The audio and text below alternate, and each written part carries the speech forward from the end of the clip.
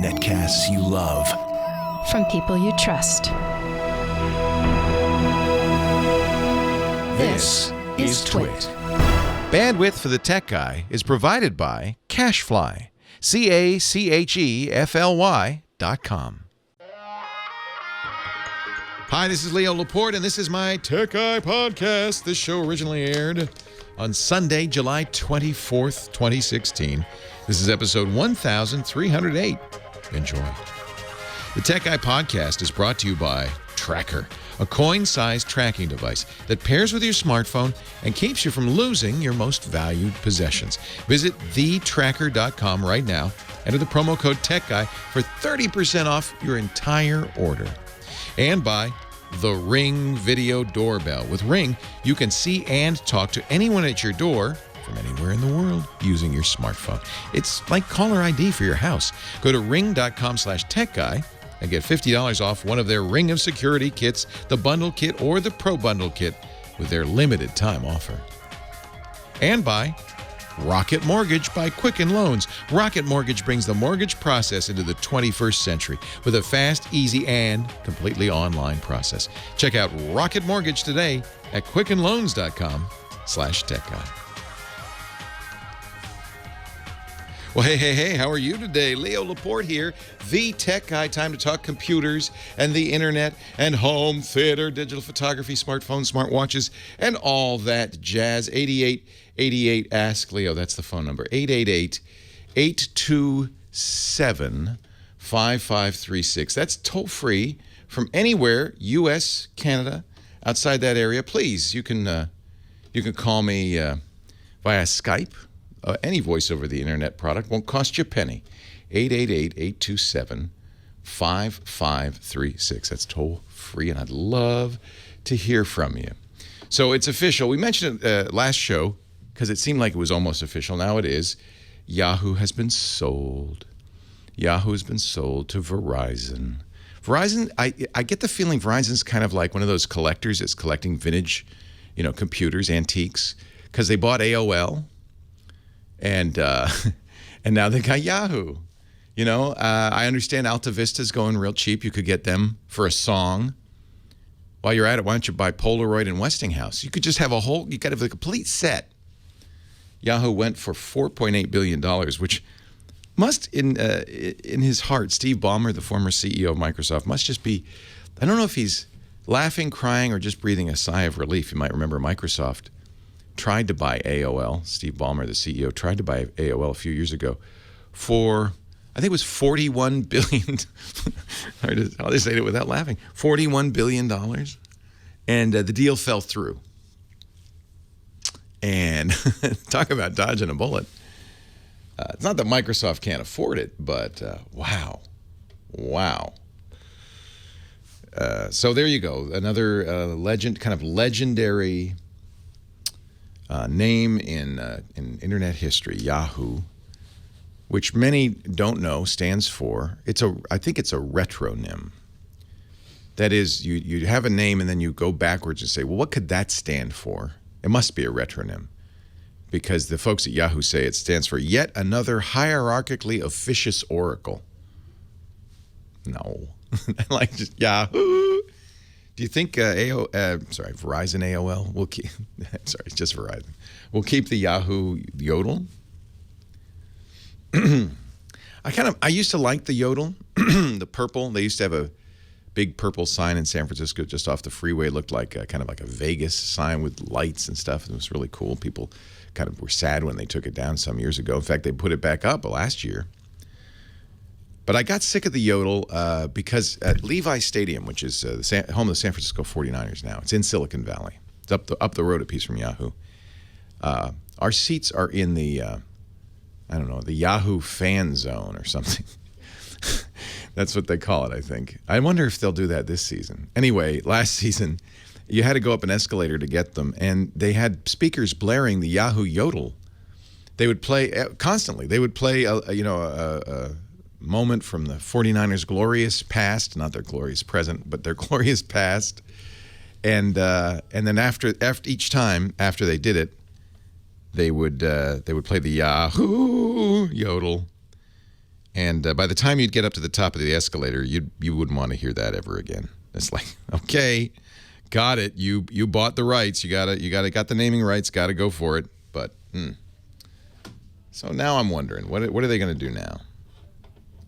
What are they going to do now? Yahoo.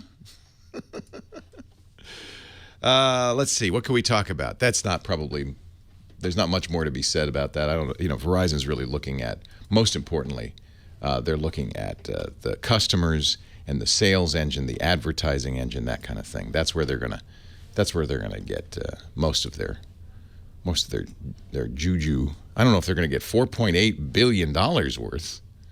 That seems like an awful lot. But there you have it. There you have it. The deal is done.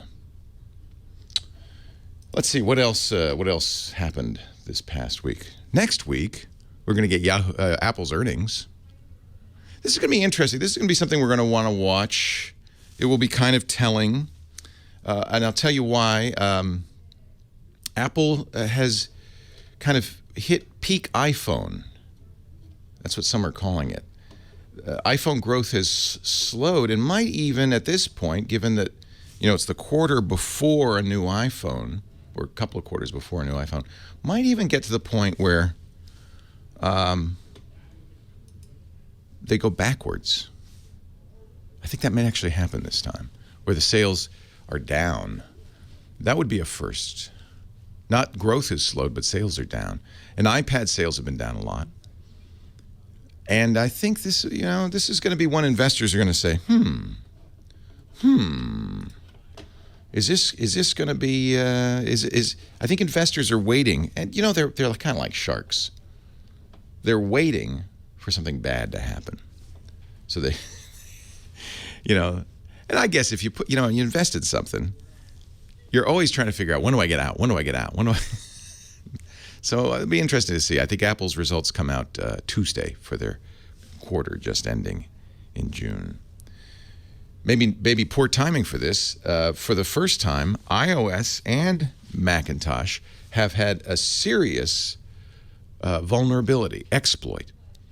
Now, a lot of times I think people who run Macs, and certainly iPhones, feel like we're safe. We don't have to worry.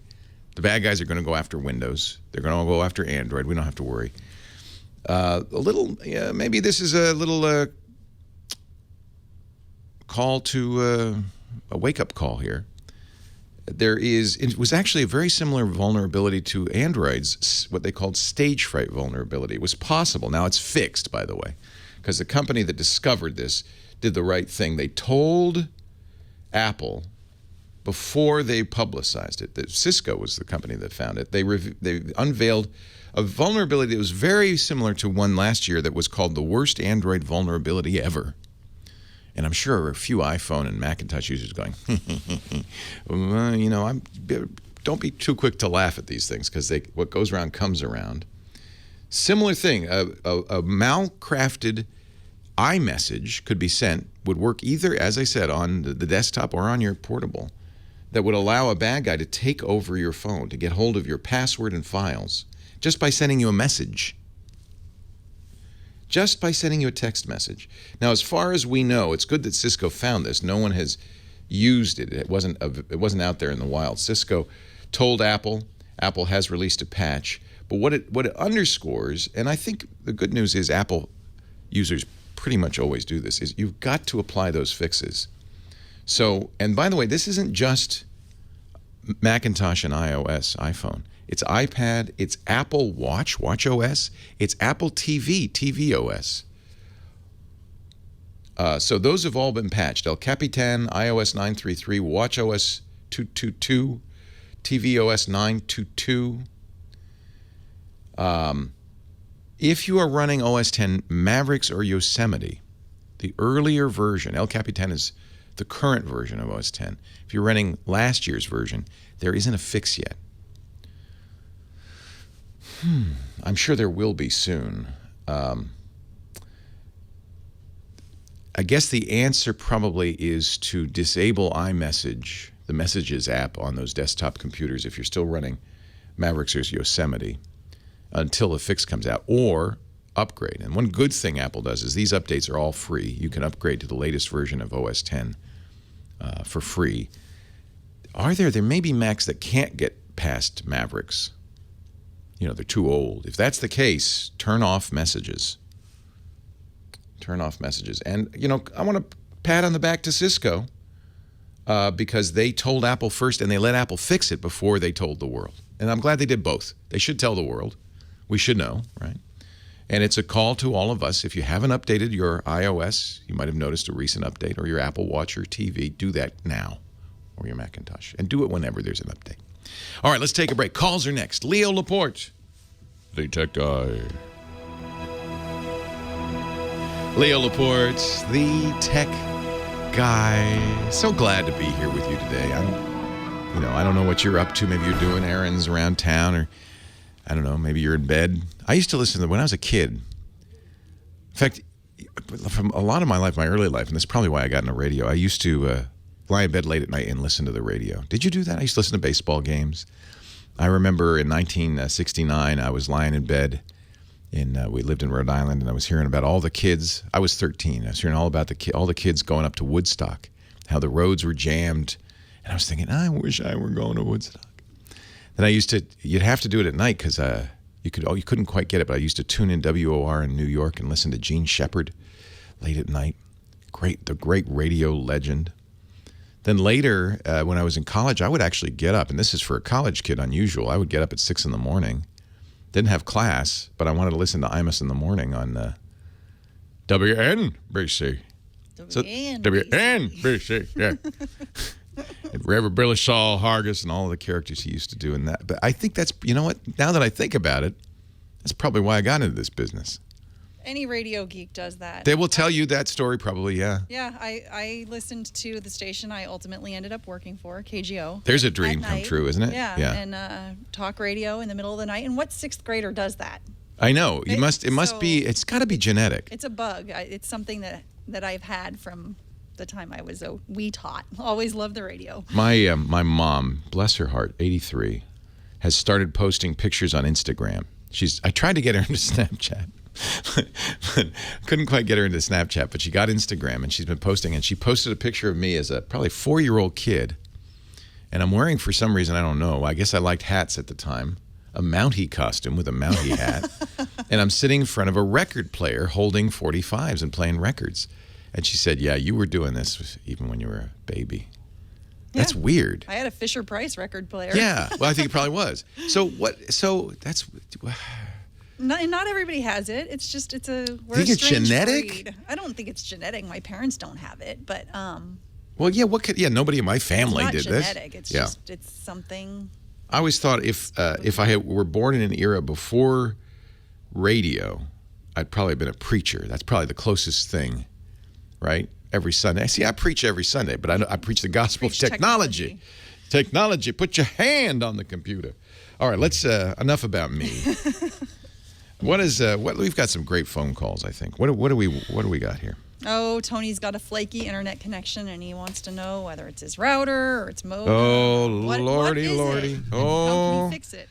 This is the new category, the new top. It's every few years there's a new thing that we get asked a lot. Starting, I remember in the early 90s and mid-90s, it was, how do I get on this thing called the internet? And it was pretty hard to do, but we talked a lot about that along with interrupt requests. Now it's my router. Hi, Tony. I hear it's pretty hot in San Diego. Not bad here in San Diego. Oh, good. But anyway, congratulations on that Tesla. I saw it yesterday. Oh, it's a beauty. It's a beauty. Oh, man, all-electric car and the technology in there, mind-boggling. I'm going to be down your way in about a week. We're going down to San Diego to, Steve Martin's got a new play down there. I didn't know that. Yeah, go see it at the Old Globe. I think it's going into previews August 2nd, I think. Wow. Maybe. Oh, it'll be funny. It's going to be a comedy. It's going to be, he's the funniest man alive, so it should be a lot of fun. Very funny. What can I do for you? Well, like a couple things, but the main thing is this modem router I have, and it never struck me until I've been hearing him on the show. See? It's up every periodically, and I'm thinking maybe that's my problem. Yeah, see, this is...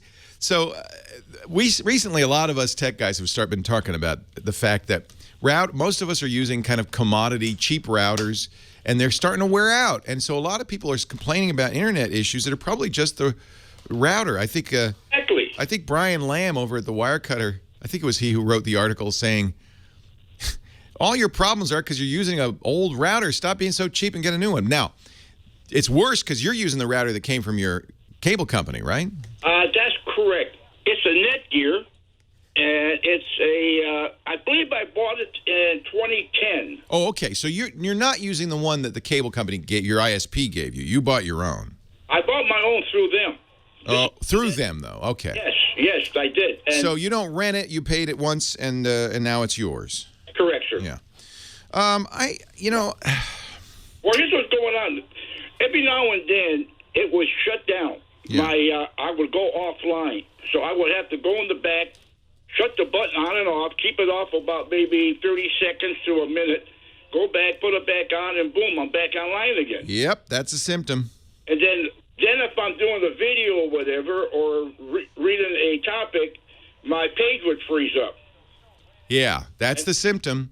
So, it's hard to know when an internet connection is, of course, a bunch of things. It could start from the website you're visiting. That could be bad, down to your internet service provider's connection to the outside world, your connection to the internet service provider, the internet service provider themselves, the machine you use to connect to the internet service provider, in other words, the cable modem. It could be the router on or off the cable modem that's distributing the internet. Could be your computer, could be the software in your computer, and the wires in between. Could be any of that stuff. But, okay. So... You're looking for a pattern, and I think you've got the pattern that indicates it's the router. Resetting the router, turning it off and on fixes it. Yeah. It freezes periodically, and then you turn it off and on, and then it fixes it again. So maybe the guy with the scarf, that computer with the scarf on, that's cold. I can't move. I'm so cold. It's frozen. But I'm on Cox, and I know that they got a few modem routers to choose from. Now, so what you don't want to do is buy it from router end. So I got an Aris surfboard, and then I also have the Netgear. I use the Aris. My friends at the Wirecutter who review all of this stuff, and their thing is pick the best one. You don't want to see this is good, this is good, this is okay, this is. I don't mind spending the money. Yeah, they like the Aris surfboard. There's a lower end one and a higher end one. I bought the higher end one. If you go to thewirecutter.com, you can read their review. Okay. I bought the higher end. I'll give you the number too, but yes, sir. If you'd like to know more. And that's the modem though. That's not the router. Okay, but I want both. And that's, I think, the case. I think it may not be the modem, it may be the router, although these modems aren't expensive, so it's not a big deal to buy a new modem and a new router. The router is where you're going to spend money. And I think that one thing people do is they buy routers that are too cheap. Okay. So you don't want to go with the $40 blue Linksys box. Those aren't. And Netgear makes good ones, but they also make cheap ones. So let me start with the surfboard, the Aris. Motorola bought this company. Okay. And the one that they say they like, the less expensive one that they say they like, is the Surfboard SB6141. That's $70 on Amazon. Okay, yes, they have it on here. That's one of theirs. Now, is that a combination of both router? No, and you don't want to combine them, in my opinion. That's a convenience, but I wouldn't combine them. They say if you want to go faster, if your cable company, if your internet company is capable of faster, you can get one step up, which is a 61A3. I'll talk about the routers when we come back, because that's another matter entirely. Leo Laporte, the tech guy.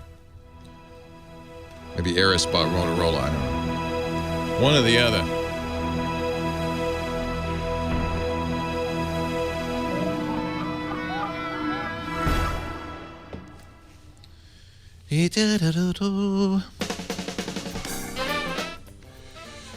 And they also recommend, the Wirecutter recommends the router that I like. But I have a couple of recommendations along those. That gets more complicated if you're doing Wi-Fi. They like a very inexpensive one, the Archer, which is really cheap. This is from TP-Link, the Archer C7. That's $100. Not that cheap, actually. So I haven't tried this, but they do like this. But I'll tell you, I'm kind of a fan of the Asus.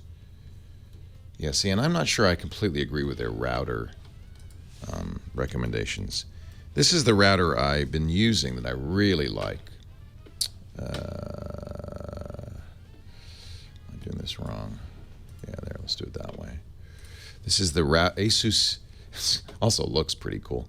The AC3200. Now there's a reason why this has 6 antennas on it. And it's not just for the cool factor, although it is pretty darn cool.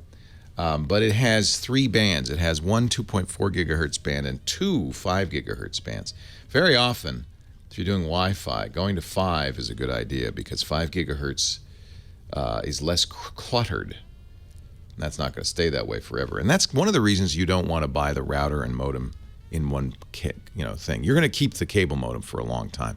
The router, you're probably going to upgrade every few years. I would really think that's one of the problems is that people buy that router and they use it for 5 or 6 years, and not only does it wear out, it doesn't have the latest technology. So if you're doing a Wi-Fi router, this is very good, the Asus AC3200. Now, if money is not an object, because this is a really expensive solution, but I've been very happy with the Eero, E-E-R-O.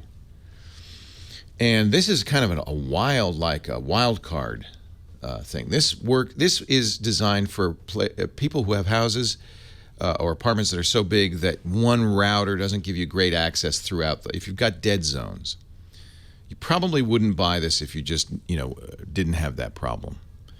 But we had that problem. I mean, really, the router was in the middle of the house, but the two ends of the house just really weren't getting good connections. And I put in this Eero. Now it's $600. You get 3 units, 1 base station and 2 satellites, although they all look the same. In fact, they are all the same. It's controlled by your Android or iPhone.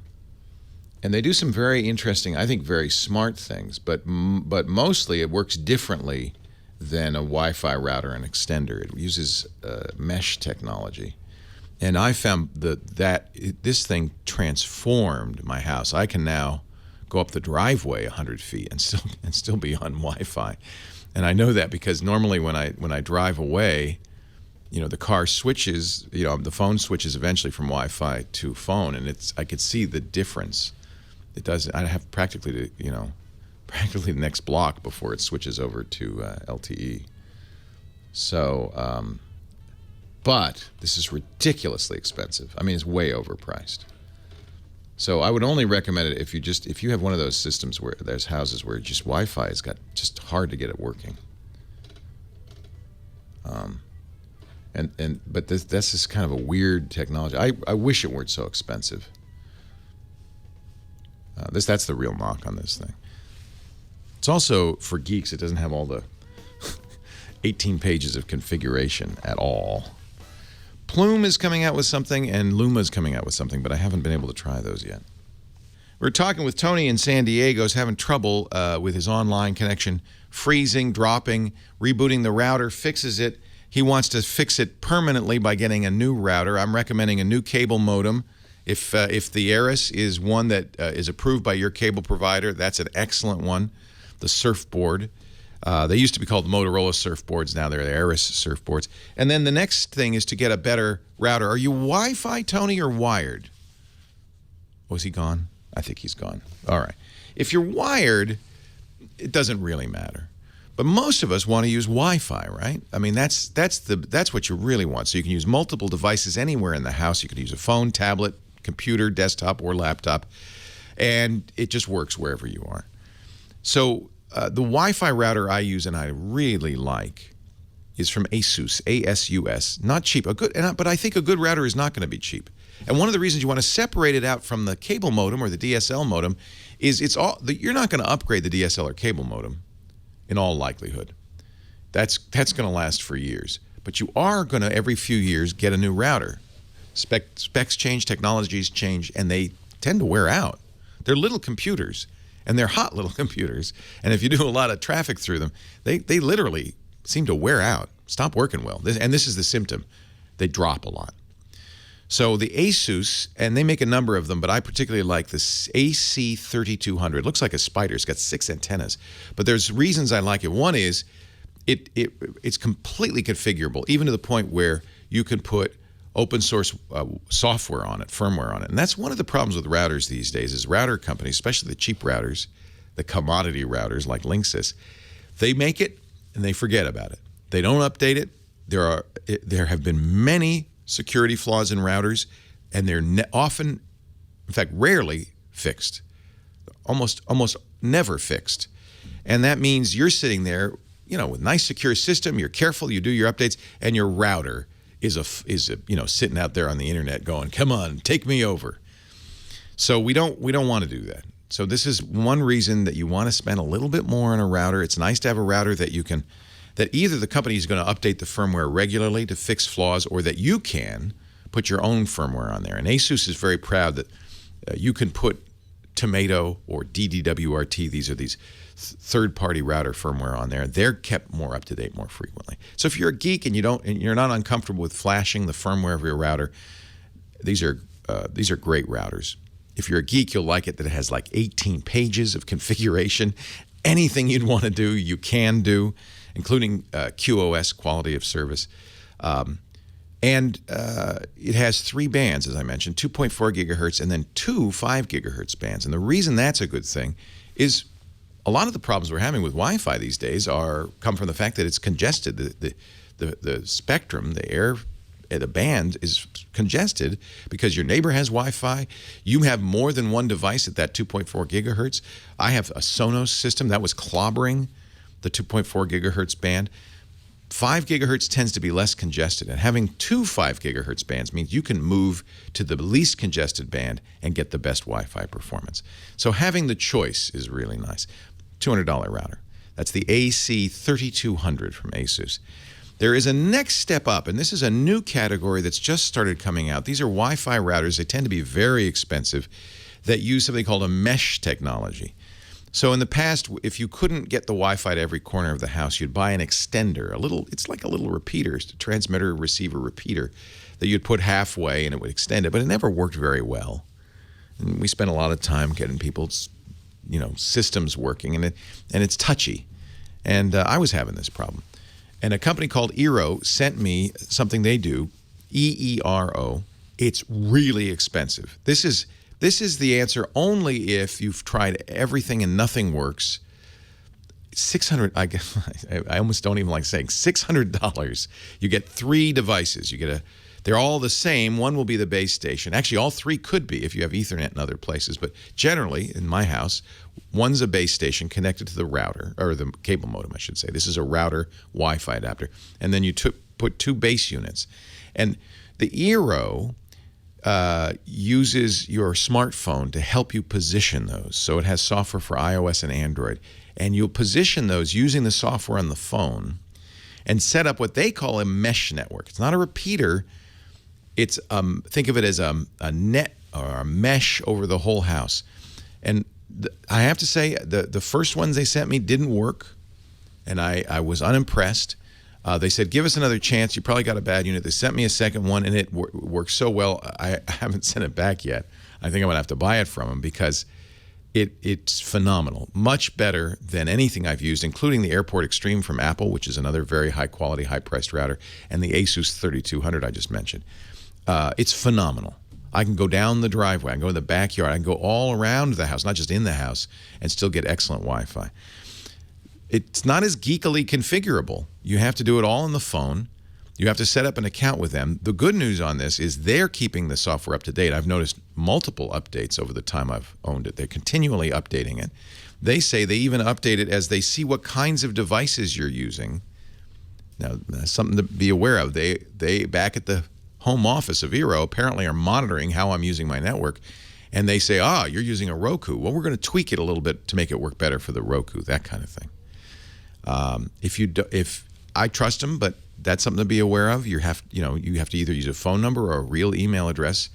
You don't have a password to log into the router. You log into your account, and the router's attached to your account. They keep it up to date. They do have some nice guest features. For instance, somebody comes in your house, you can send them a text that gives them a temporary password, lets them use a guest portion of your network without compromising your full network. That's nice. It's less geeky. It's less, you kind of let them do all the work. But if you don't want to be messing around with all the settings, and you're willing to spend $600, I think for some people, the problem is we've been conditioned to pay $40 for a Linksys. That should be cheap. And maybe it's time to think that how important is good Wi-Fi everywhere in the house. It's not just for your laptop. It's not just for your phone.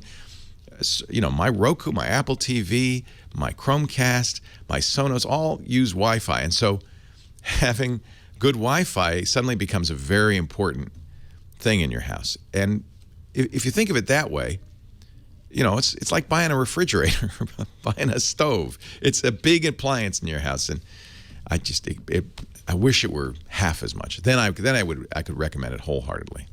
It's a little expensive, but something to be aware of. EERO.com. There are some companies coming along that say they're going to do the same thing. They haven't come out yet, or the ones that have come out I've ordered a Luma. Similar idea. Amazon's a big investor in this. Luma. They say it's the same thing.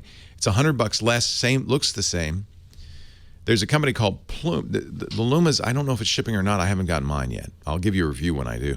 There's a company called Plume, Plume. Little different, much less expensive. Same idea. I'll be trying that too. It's hard to recommend them until you try them, right? And then there is a business class, kind of an enterprise solution that if you're more sophisticated, you should look at, called Ubiquity. And these are less expensive but require significantly more expertise to set up.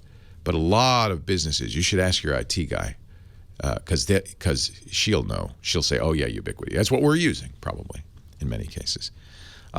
So Ubiquity, Eero, Plume, and Luma.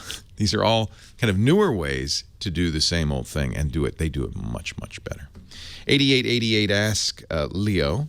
That's the phone number. We shall talk more in just a moment. Don't forget, in about 45 minutes, Chris Marquardt, our photo guy, stops by for a digital photography lesson. 888-827-5536 website. And I'll have links to all of this there, techguylabs.com. Hey, our show today brought to you by The Tracker. Oh, do I love The Tracker. I bet you're, I don't know, I'm a key loser. Misplacer. I like to think of it as misplace. Temporarily misplaced. The keys, the remote, the dog. So I was really glad to find The Tracker. I think this was I want to say Kickstarter some time ago, and I remember very well, and kicked in on it and said, this is cool. And they've gotten better and better, and now they've got the Tracker Bravo, which I just love. Here's one right here. I keep these. It's thin, it's light, it's anodized aluminum. I keep it on my keychain. And here's the beauty part. This is a two-way tracker. So I pair it to my Android phone or your iOS phone. You attach it to whatever by a key loop. It has an adhesive. You can put it on the back of a remote. They even have a waterproof cover, so you could put your tracker on your pet. And it's small enough and light enough, you could put it on a small pet even, like Ozzy. You put it in the water-resistant sleeve. And now, when you get a separation, like Ozzy gets out of range, Bluetooth range about 100 feet, so if he gets out more than 100 feet away, I get an alert on my phone, and a map showing the last time we saw the remote control or the keys. It goes the other way, too. If I leave my phone behind, I can press the button on my tracker, the phone will ring, even if it's on silent. Now, here's the most interesting thing Tracker's doing. They've got something called a crowd GPS network. See, they've sold a lot of these trackers, 1.5 million, and every one of them phones home, even if it's not your phone. So let's say you misplace your keys. You leave them at the beach in the sand. Now, you're going to have a map of the last place your phone saw the keys, but if the keys then got picked up and moved somewhere else, you would get updates whenever any tracker device saw them. Any phone with a tracker device saw them. You would get a message saying, hey, this is where your keys are. So it's in effect like everybody's helping everybody else out. All the tracker users are helping all the other tracker users. It's the largest crowd GPS network in the world. So your phone can track up to 10 devices at once, so don't hold back. Get trackers for everything you lose. It's Bluetooth low energy, so the battery lasts about a year. Yes, it's replaceable, so you don't have to worry about that. You can put one of those little, coin-sized batteries in there and get another year out of it. You can even add, because they're anodized aluminum, a laser-engraved message to each tracker Bravo, like return info or pet info or whatever. They also have the Tracker Atlas. Now, this works with your Tracker Bravo or third-party Bluetooth trackers to pinpoint your items, get this, inside your house on a customizable floor plan. So if you leave the remote behind a seat cushion, it'll actually help you find it behind the seat cushion. You just save time and energy by just asking the Tracker Atlas where your item is, and you'll get an answer. You don't have to start looking around. Here's the deal. We got a great deal for you. Go to thetracker.com. This will be probably the hardest thing for you to find. TheTrackr, no E in there, thetracker.com, and never lose your possessions again. And we got a great deal. If you enter the offer code TECHGUY, you'll get 30% off your entire order, no matter how big. 30% off. TheTrackr.com, promo code TECHGUY, 30% off your entire tracker order. What a great deal. The Tracker. So, I should talk about this. Joby just sent me something. It's so funny. Joby's so funny. This says, let's see if I can find a picture of it. From Zach at Joby for hunting Pokemon. This is the Joby Power Band Micro. Doubles, it's 3,500 milliamp hours, so it's a small external battery. And I gather that you're supposed to do this. And this. So it's a strap-on battery pack. But everybody who's doing Pokemon Go needs an external battery now because the thing just clobbers your battery. That's kind of a cool idea. Have any of you in the chat room used the Luma or the Plume yet? Have you? I ordered the Luma. It still hasn't come, and the Plume is still not till later this year. All right, so I should charge this so I can see how it works. Baby, go hunting Pokemon.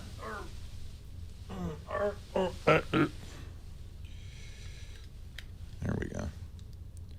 Oh, it's all charged up almost. All right. Yeah, Type-C, I forgot. That's probably part of the issue because it has a built-in, you need a Type-C adapter. It has a built-in micro USB. Oh, that's a bummer. Is that the only, maybe this one's Type-C. No. Yeah, it's all micro USB. Pour Android. But I have an adapter that might do the trick. Let's see. Let's see it by burst.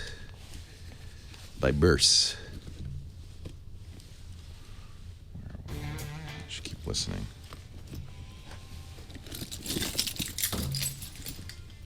You think I have enough keys now? I'm like a jailer. Should be working at San Quentin.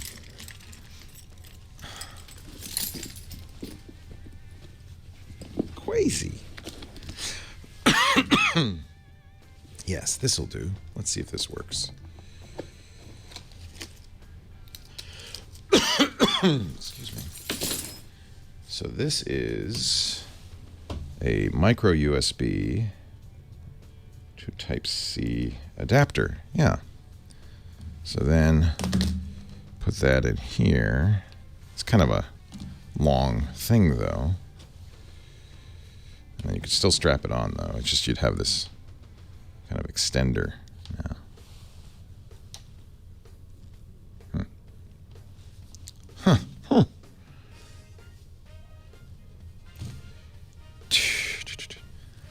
If we have Sonic Fiber Service, which we do, or we will, whose ONT that adapts fiber to Ethernet Sonic's modem router residential gateway. What do you recommend if you want to replace the Sonic Pacer? I would. I think Sonic is a different matter. First of all, if you wanted, you could use your own router by disabling or their modem features or turn off DHCP in their router. You still need to use their modem, and you'd probably have to. But then disable, if you want your own router, disable the routing features, turn off DHCP in their modem router, and attach your own. And that would be the best way to do it. Did you see Dane Jasper's shirt that he posted on Twitter yesterday? No. Literally, Dane's Twitter account. Look at the shirt he was wearing yesterday. What's his Twitter account? Is it Dane Jasper? No, at Dane. At Dane. He's at Okay. Dane. Yeah, I will. Dane Jasper is our new internet service provider. So happy about this. Leo Laporte, the tech guy. 8888 Ask Leo. Thanks to the folks at Joby. They make those great little gorilla pods, those little tripods, and they Zach over at Joby sent me something. He says, for your Pokemon hunting, everybody, if you go out and see people playing Pokemon Go, it kills your battery. I mean, it kills it fast. So everybody's carrying around little battery packs. And so this is the Joby Power Band Micro. It has a little rubber thing that straps onto your phone, and then it's like doubling the battery of your phone. It's 3,500 milliamp hours. So it's a little battery, but that's probably what you don't want to carry a big old battery around. But because it's kind of strapped onto your phone, it's a little more compact. I see a lot of people playing Pokemon Go holding their phone and a battery, which is not ideal. Not ideal. 8888 Ask Leo. Back to the phones we go. And thank you, Zach, for that Joby Power Band Micro. Ian in San Francisco. Hi, Ian. Leo Laporte. Hi, Leo. First-time caller. Do you see a lot of people in the city wandering around playing Pokemon Go with a glazed look in their eye? No, I haven't. You're lucky. Apparently, in some parks in San Francisco, you can barely move. They're everywhere. What can I do for you? I'm trying to back up my iTunes folder, and I bought a flash drive, Good. a USB flash drive, and it really didn't work. It's too small. Yeah. So the first thing to do is open iTunes and see how big your library is. If you click on music, you'll see at the bottom, it'll say something like 22.7 gigabytes, 7 days of listening or something like that. You can get a rough idea of how big it is. And, another way to do it without the help of iTunes is, are you on a Mac or a PC? Mac. Look in the music folder. There's an iTunes folder. And you don't need everything in the iTunes folder. You just need the folder within that says iTunes Media. That's what you're backing up. So if you want to know how big that is before you buy another USB drive, right-click on the iTunes Media folder and get info. And that will tell you, after a little cogitation, how much space you need. Mine's 73.72 gigabytes. So I would need a pretty big USB key. In fact, for many people who have big music libraries, it won't be a USB key. It'll be a USB external drive.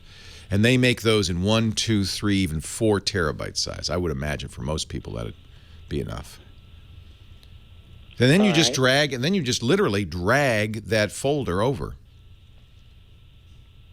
Okay. So you you go down to a big box store or Fry's or just any store that sells hard drives. Pick out a big drive. Get a bigger drive than you need because you can use it for backup of other stuff too. Plug it in. Once you see the drive on your desktop, once it pops up, then open up the music iTunes folder. It's iTunes folder within your music folder. On PCs, it's similar. It's the My Music folder. And then take the folder that says iTunes Media. That's all your music. That's everything. That's podcasts. Anything that you listen to in iTunes, audiobooks, they'll all be in there. Just drag that folder over to the hard drive, and you've made a backup. Do I need to format that drive? Most of the time, no. If when you stick in the drive, it's your Mac says, well, I don't know this. What do you want me to do with this drive? Initialize it, eject it, or ignore it. Choose initialize, and it'll format it. But almost all the drives, I've never seen a drive sold in the big box stores, as USB drives that don't work on Macintosh. Usually they're formatted in a format, we call it FAT. the FAT format, which works on Windows and Mac. So you just plug it in. Now you can buy a USB key that's big. I mean, they make them. I have a 256 gigabyte one. They make 128 gigabyte ones. So you could do it that way if you're looking for compactness. But a USB hard drive will be larger, cheaper, and smaller. Usually nowadays, a 4 terabyte drive is about $120. Half that size, $80. So they're not expensive. And that way you can not only, and I would recommend this, not only back up my music, back up my documents, back up my photos, back up everything. It's nice to have that. Here's another suggestion. When you back it up, if you want, what you want to do is get it off-site, right? You want to have a backup that's sitting, ideally in a backup strategy, you have, what does backup mean? It means to have more than one copy of your data. Sometimes, this always makes me laugh. People buy a drive, they write backup on the drive, they name it backup, copy everything to it, then delete the originals. Now it's not a backup. Now it's just the original. A backup implies that there's an original somewhere else.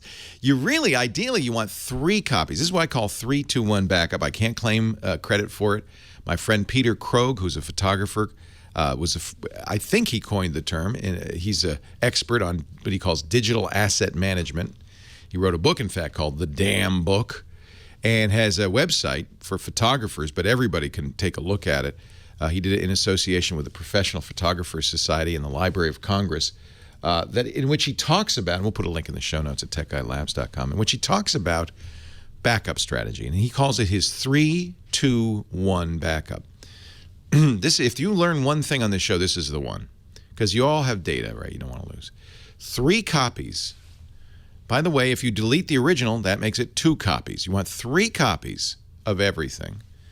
And that is because sometimes the backup fails. So it's easy to imagine a scenario where, oh, my hard drive died, and I go to the backup, and then it's not all there. If you have 3, you're much more likely to have everything you need. He also suggests the 2 is 2 different kinds of media. And the reason is don't rely on one technology. Maybe it's hard drive and DVD, or USB and cloud backup. You want to mix them up. And this is really, in my mind, the most important. The one is one of them should be off-site. That means it's great to have 3 backups, one inside your computer, one next to your computer, and then one somewhere else. That's what I would do. And by doing that, you're preparing yourself for the worst case scenarios, a fire and everything gets destroyed, and you still got a copy. My friend Steve Gibson, I don't know if he still did this, for years, he would back up stuff locally and then make another backup on DVD and mail it to his mom. And he'd say, Mom, you don't even know what this is. Don't worry about it. Just put it somewhere safe. That's one way. You might buy 2. One way to do this would be go to the big box store, buy 2 external hard drives, back up to both of them, one after the other, and then take one to work. I do that with my photos. I think that's a great solution too. And then the third solution would be to have some sort of cloud storage. Another way to do this, some sort of cloud storage that you upload to. In some ways, that's the easiest. You don't have to send stuff to your mom or bring something to work. And by the way, if you bring it to work, you need to have some sort of rotation strategy. Like every week, every Friday, you take the one from work home, back up to it, take the one at home back to work on Monday, that kind of thing. Because otherwise, it gets out of date. So there you go. Yeah, good backup is vital. And your music is something you've probably put a lot of time and money into, your music library. We all use digital music now. And you really do have to back that up. Even Apple says, back it up. We won't give it back. If you lose it, you lost it. It's just like a CD. We're not going to replace it. And people have to remember that. Leo Laporte, the tech guy, taking a break for news at the top of the hour. More to come. You stay right here.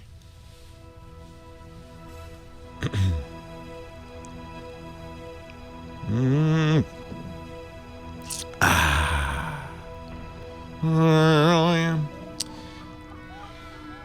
have to figure out what to do with my new free BSD box, because Carbonite does not have Linux or BSD solutions, and I think so. That's fine. I keep using Carbonite on my Mac, but I'm gonna look into maybe Amazon, maybe Glacier.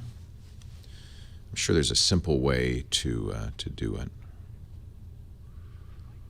have to look into that. It's going to have a lot of data because it's got 4.5 terabytes of drives in there. But it is using ZFS, which is nice, so that you have really resistance to data corruption. You have a redundancy. The data drives are 4 1 terabyte SSDs. Any one of those dies, I just put another one in, it rebuilds. It's kind of like RAID, but better. But I want a good backup solution. And actually, I need a good backup solution for the Sandstorm server, too. That's even more important. I'm sure there'll be a solution. I can look at Sandstorm because that's my cloud. This is going to be my new cloud service. I'm going to run that out of my house. Yeah, well, I don't need it to be user-friendly. I need it to be kind of like scriptable so that it will, once I set it, I can, have it run on a cron job or whatever and not worry about it.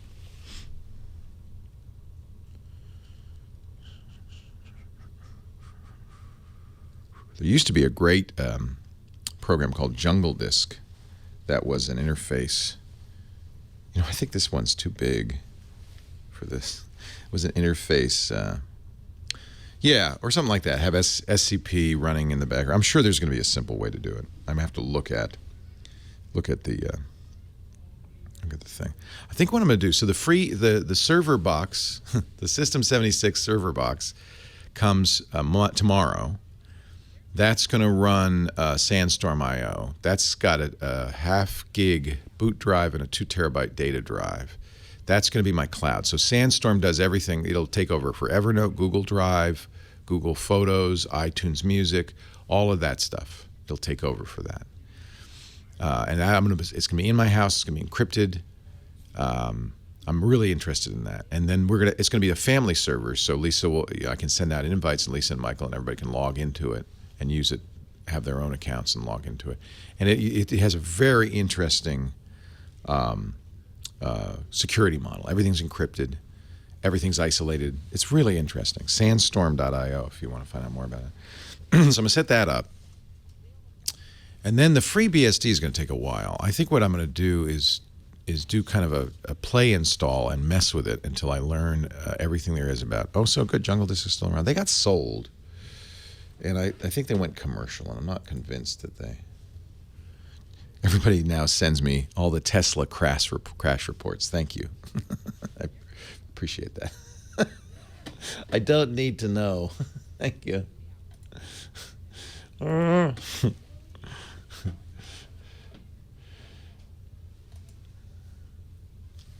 Oh. What? Now that's different. There you go. This is us, a small business owner with substantial federal tax exposure. Okay, I'm going to send that off to my accountant right now. Thank you. I don't know if we're eligible for all of that, but thank you for that article. Now, let's go back to Jungle Disk. Who bought them?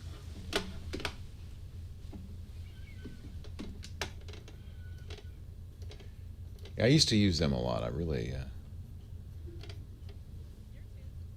I'll have to see what the free BSD situation is. This looks like it's less of a geek solution than it used to be. But I need a solution for Linux. For that, that's going to be really important for Sandstorm. And then I need a solution for free BSD box. As I said, that's running ZFS. That's going to be super cool. All right, so let's see if this works here. I think this is too big. So I think this is too big.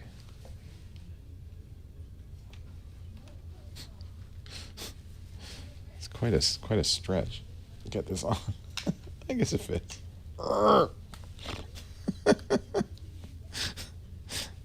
Interesting solution. And then that works. Yeah. Oh, good. Oh, but I can't do the fingerprint reader now. Well, okay, not for a Nexus.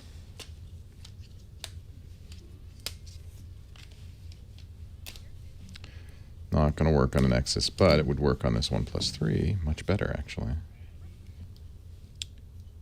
Yeah, there you go. Now I can go Pokemon hunting. Wait a minute. It doesn't even block the camera if you do it just right. And not worry about, not worry about, I should periodically do this just to get the servers. But is it charging? It doesn't say it's charging. Do I have to push a button or something? Oh, I do. Now it's charging. Yeah. Yeah.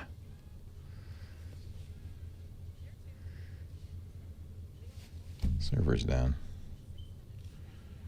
Well, that's another reason why Pokemon Go doesn't drain my battery.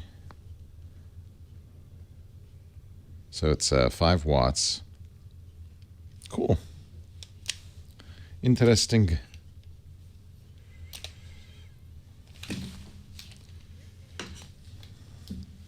I thought it was going to use massive amounts of data, but I've checked. No, it's pretty good on that. I've checked, and it hasn't killed me yet. No. I can't remember what it was. I actually measured it. I think it's like 12 megabytes an hour or something like that. It's pretty good. I mean, it would. I mean, I guess it would, but it's not a gigabyte a day or anything. I've had a gigabyte in a very short period of time. Something was sucking it dry. Yeah. But this is not doing it, which is good. No Star Wars. I don't even watch Star Wars. What? Oh yeah, that thing that pops up on my computer screen. ZFS replication to an offsite ZFS box. Yeah, something like that. So I'm going to do. So now I'm not a ZF. I'm reading all the ZFS books and stuff, but I'll have to talk about this another time. I don't want to really do a Linux or BSD show, but I do want to talk to you, chat room, about it because you guys are expert. I don't have time to do another show, alas.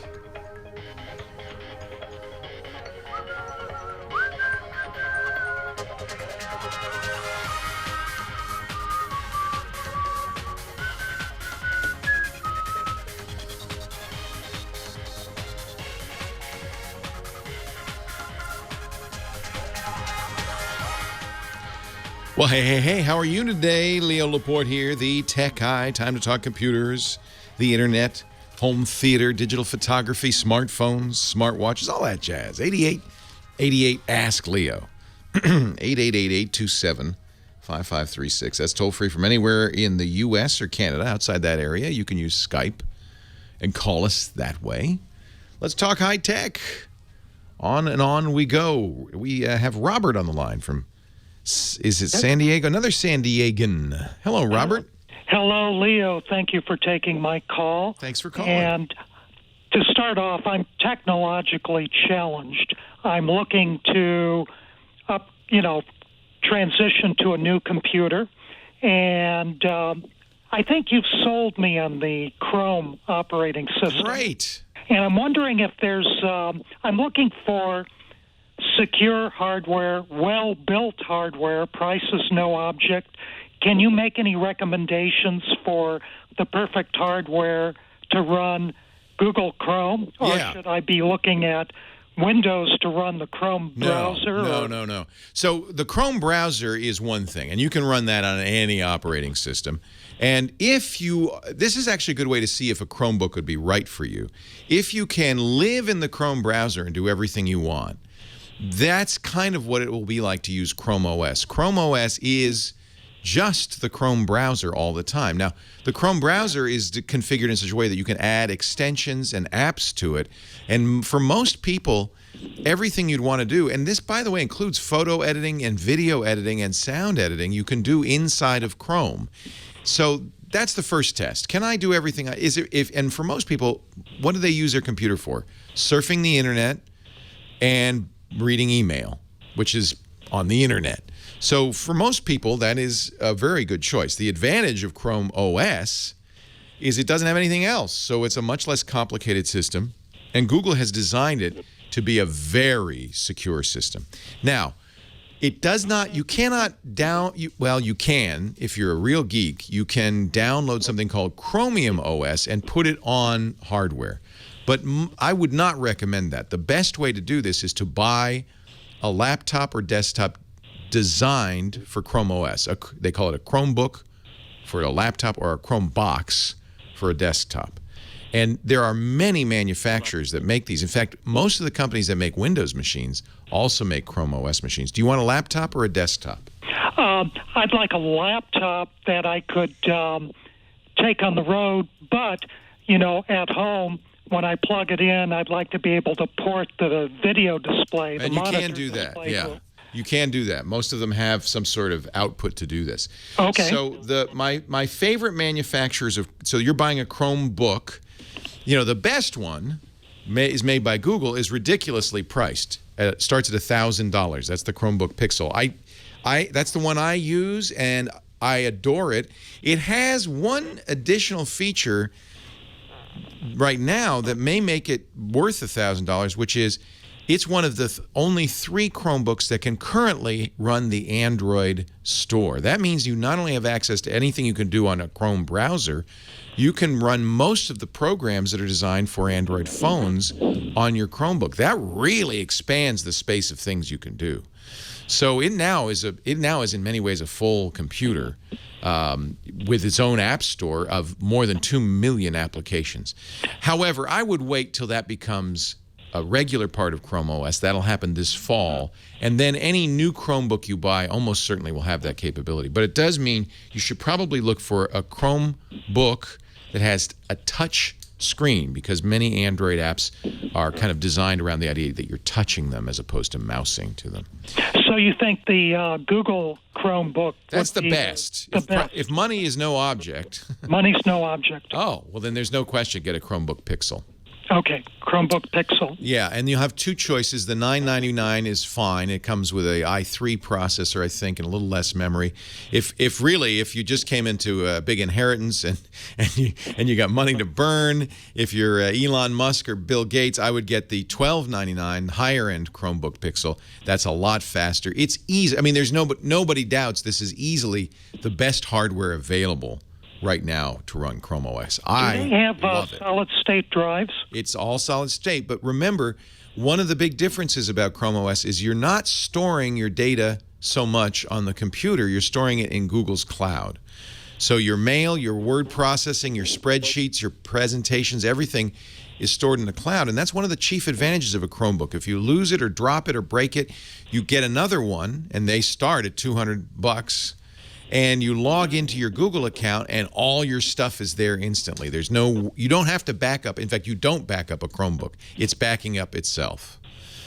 So that's another reason I love these things. Do you think I should wait till this fall for the hardware upgrades, or do you think? I'm curious what Google's plans are with the Pixel. It is a year old, and I wouldn't be surprised if Google does have a new Pixel sometime this year.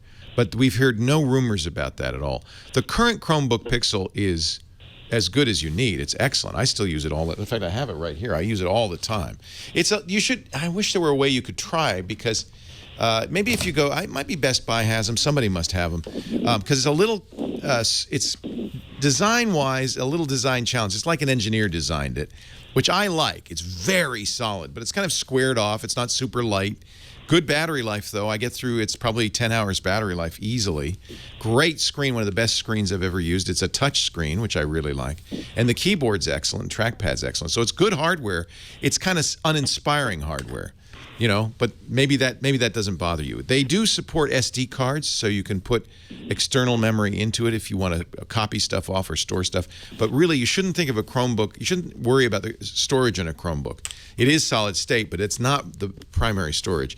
And that's the other side of being a Chromebook, is it wants to be online all the time. Now, nowadays, most people have Wi-Fi at home and at work, and in many cases as they wander around. So that's not a problem, but it's something to keep in mind. You might want to get a Chromebook if you don't have Wi-Fi everywhere, or if you're getting this and you don't have internet at home, then look at a Chromebook that supports LTE, and for $20 to $30 a month, you can have it can get data off the cell network wherever you are. And that's kind of nice because you're always online, but it's again pricey.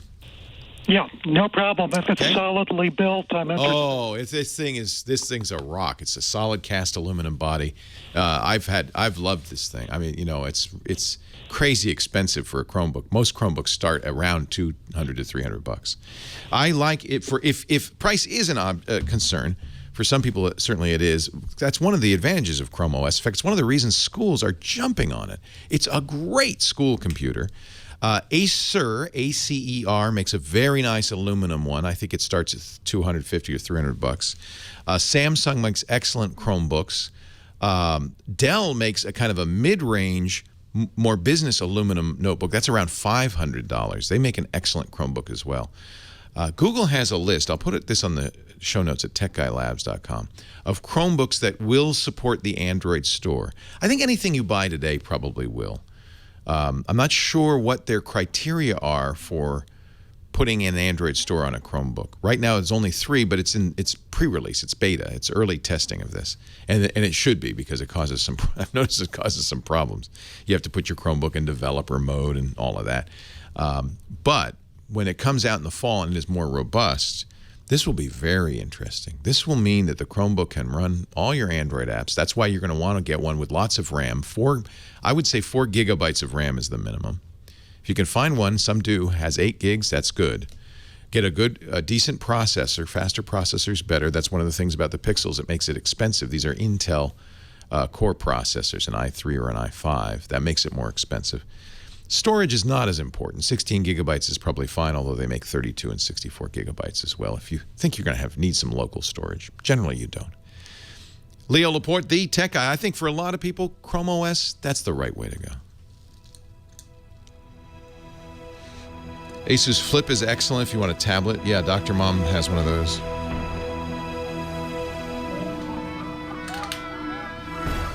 Hey, you know what I don't want to deal with anymore? Bad guys at my door. That's why I got a Ring video doorbell. It actually started with the radio show. Somebody called me and asked about a competitor, and I ordered the competitor's doorbell and had all sorts of problems and didn't like it. I'm not going to say the names. I don't want to diss them. And then I got the Ring because I thought, well, let's try the other one. And I loved it so much. And I'm really pleased to be able to do ads for the Ring video doorbell. I see them all over town now. It's kind of cool. So what is it? Well, it replaces your regular doorbell with and this works with wired or unwired. This is the original Ring because it has a big battery. They have the new Ring Pro that works only with wired doorbells. Most of us, that's what we have, right? Remove the old doorbell. 2 wires will be coming out of the door jamb there. You put this plate over them, trim the wires through, and connect to the terminals. Already, by the way, this is an improved system. It does come with everything you need. There's a level. There's a drill bit. There's a screwdriver with the security bit, the pentalobe security bit that they use to mount the Ring, and then a regular Phillips head. Even a USB cable so you can charge it. Yes, this has a battery in it. Lasts about a year, lithium-ion. But the other thing, the more important thing, it has an HD camera, wide-angle camera, microphone, and speaker. So when anybody comes to your door, and motion sensor. Even if they don't ring the doorbell, you'll see them. You can talk to them. If they ring the doorbell, you can answer it. It's from anywhere over the internet using your smartphone or your Macintosh. They have Mac software as well. So you can answer the door, say, I'm not here right now, or more, I would recommend saying, I'm here, but I can't come to the door. What do you want? And even if they don't ring the doorbell, you're going to have crystal clear video of them. Now, we've got a deal, the Ring of Security Bundle Kit or the Pro Bundle Kit. You'll get the Ring Video Doorbell. Plus, they have a camera, solar-powered camera that doesn't require any wiring. They call it the stick-up cam because you just remove the backing, press it, and forget it. And a solar panel to keep it charged. And the chime, which puts another doorbell somewhere else in your house, which is really great. So we're going to get you a deal on that bundle kit, $50 off. They call it the Ring of Security Bundle Kit. Ring.com/techguy. Never miss a visitor. You're going to love it. Ring.com/techguy to save $50. So this is, it's not what I would call gorgeous, except it is in a kind of a Bauhaus way. Its form follows function. It's very functional, you know. This is kind of a nice feature. If you unlock, you can pair it to your Android device and you unlock your Android device, then it's unlocked. You don't have to enter a password. Otherwise, you want to enter in your Google password. You can see I'm getting Facebook Messenger. Well, you can't, but there's a Facebook pop-up bubble, like you would get on Android. That's an Android app. That's the Facebook Messenger app that's running on the Chromebook. That's super cool. Here's the Android store, the Google Play Store. It's there, so you can run games on it. There are of course categories of apps that won't work well on it. I can't play Pokemon Go on it because there's no GPS in this Chromebook. But there's such a huge number of. Actually, let's see what is this one is. Oh, why is it opening that? That's not. Oh, I know what I want. I want to look at. Here we go. So here's the apps I've got installed.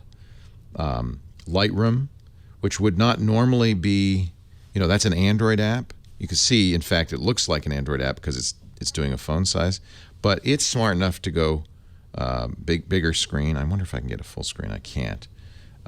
So they'll have to adapt this to. That's the tablet size. But Snapseed, which is a Google product, photo editing product, will go full screen. So clearly Google is prepared for this transition. So this is better photo editing capability than Google offers in Chrome. This is quite impressive, and this is because it's an Android app. So I think this is really kind of intriguing. And you can swipe up and down to change the. I can make it warmer. And it's very touch focused. So that's why you probably want a Chromebook with touch. This is a pretty solid device. I'm not sure which.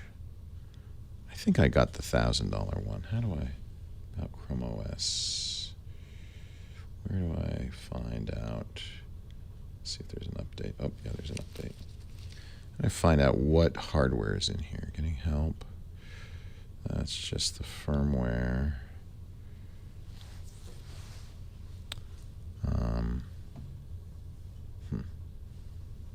I don't know how to find out what the hardware is in here. Maybe advanced settings. The thing is, it's very simple. Like, here's the power wash setting. If I screw this up, power wash it, it's back to factory install, and it's quick and it's easy. Boots in seconds. Kind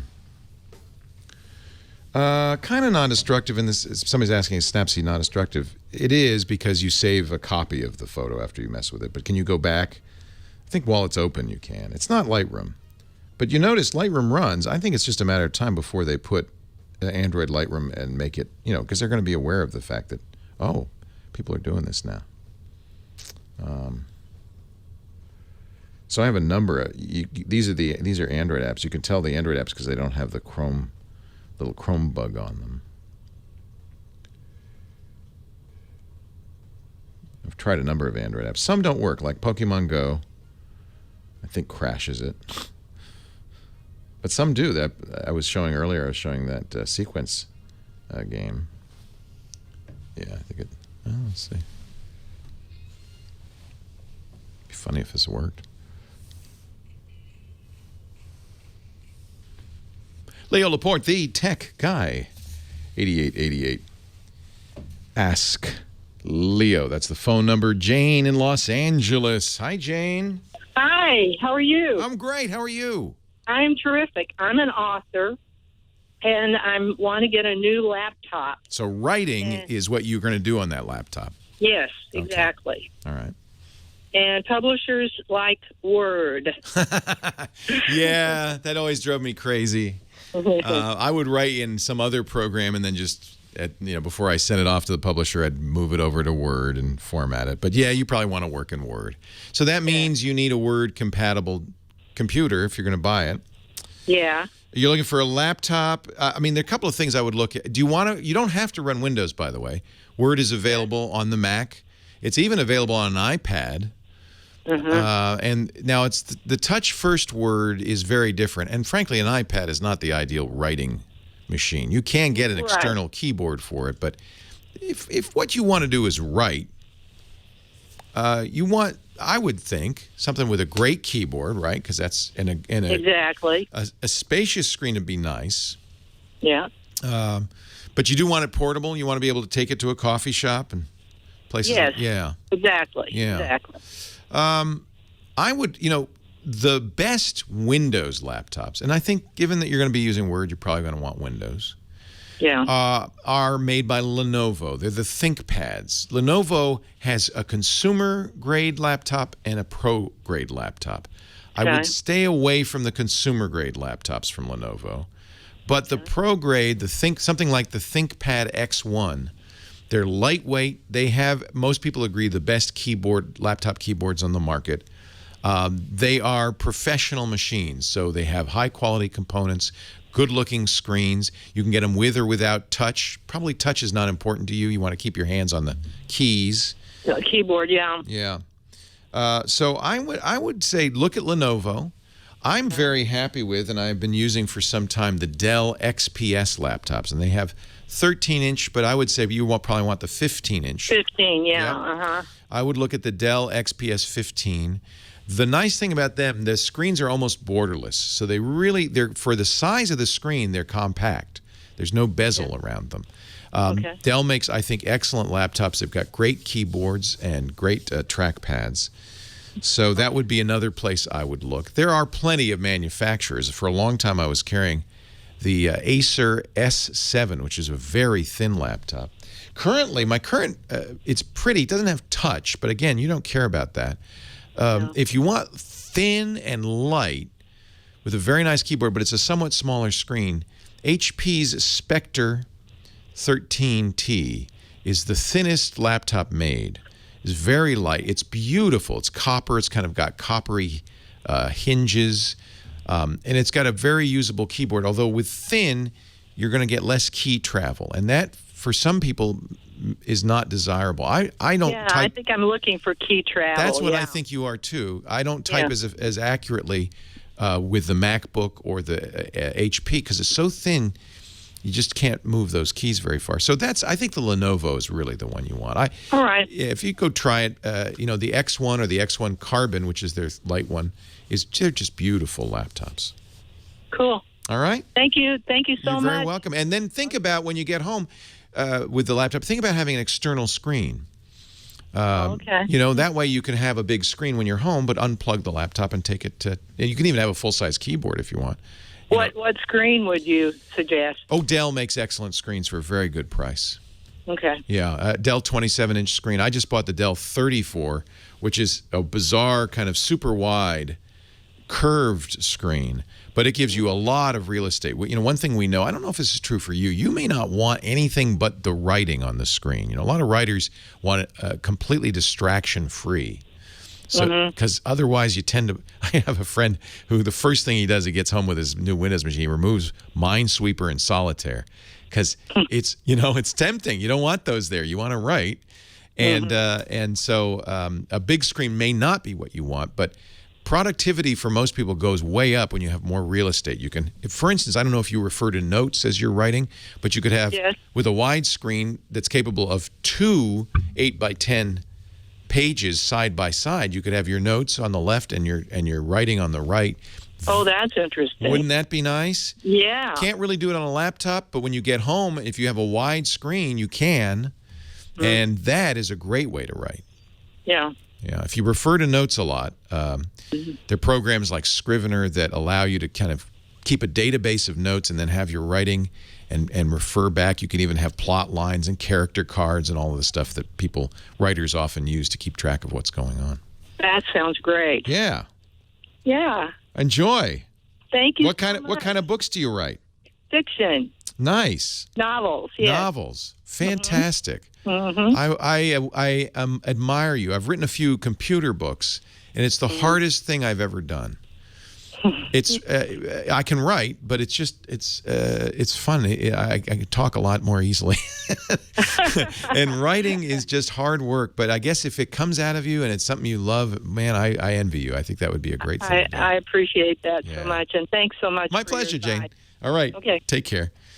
This is, what, she's doing exactly the right thing. And this is when you buy a computer, it's sometimes easy just to say, well, everybody's got a Windows machine or everybody's got a Mac. All my friends have it, and just kind of do the default. But it's a good idea, if you can, to think about what things are important to you, because every computer has trade-offs.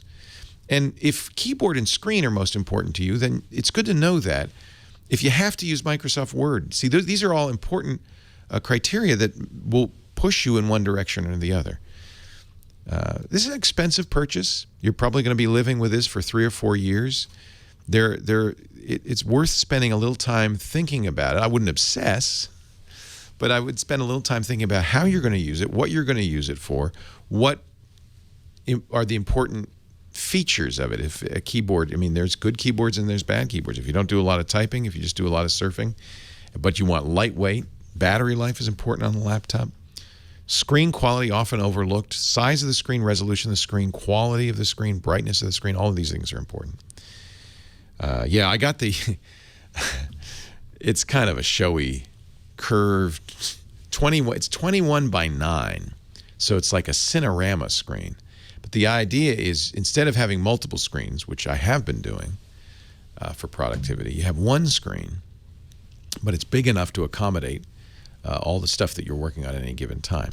See, I'll sit there, I'll have my chat room running, I'll have Twitter running, I'll have a browser running, I'll have messengers running, and unfortunately the state we're in with messaging apps, you have to have a bunch of them, right? Facebook Messenger and WhatsApp, HipChat for work, I've got that running. I've got Telegram running.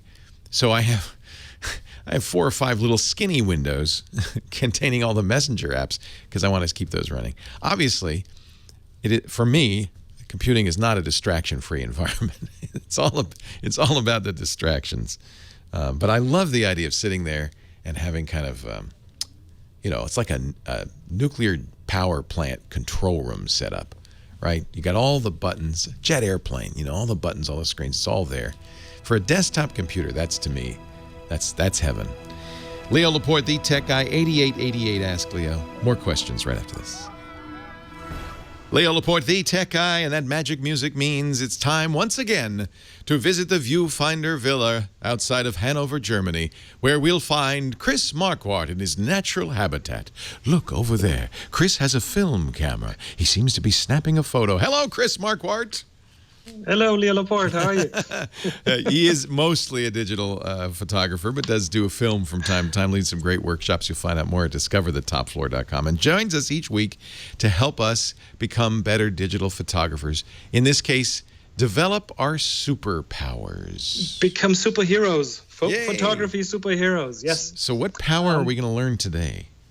Well, last week we talked about panorama shooting. This week we'll talk about the mysterious HDR. Yeah, everybody talks about it. It stands for high dynamic range, right? Yeah, and in principle what it means is that, when you look around you, there are very bright things in the room, there are very dark corners in the room, and what the camera can usually do is capture all the brightness range, but then there are scenes out there that the camera cannot capture everything, right. Where it's just a bit too far. The camera can't stretch this far out. Our eyes are always better than that. Our eyes are really good. The cameras are kind of somewhere in the middle, and they're just not as good distinguishing the really bright light from the really dark light. So we can do a few things here. We can make this whole dynamic range thing a bit smaller for the camera. That would be the first solution. And how do you do this?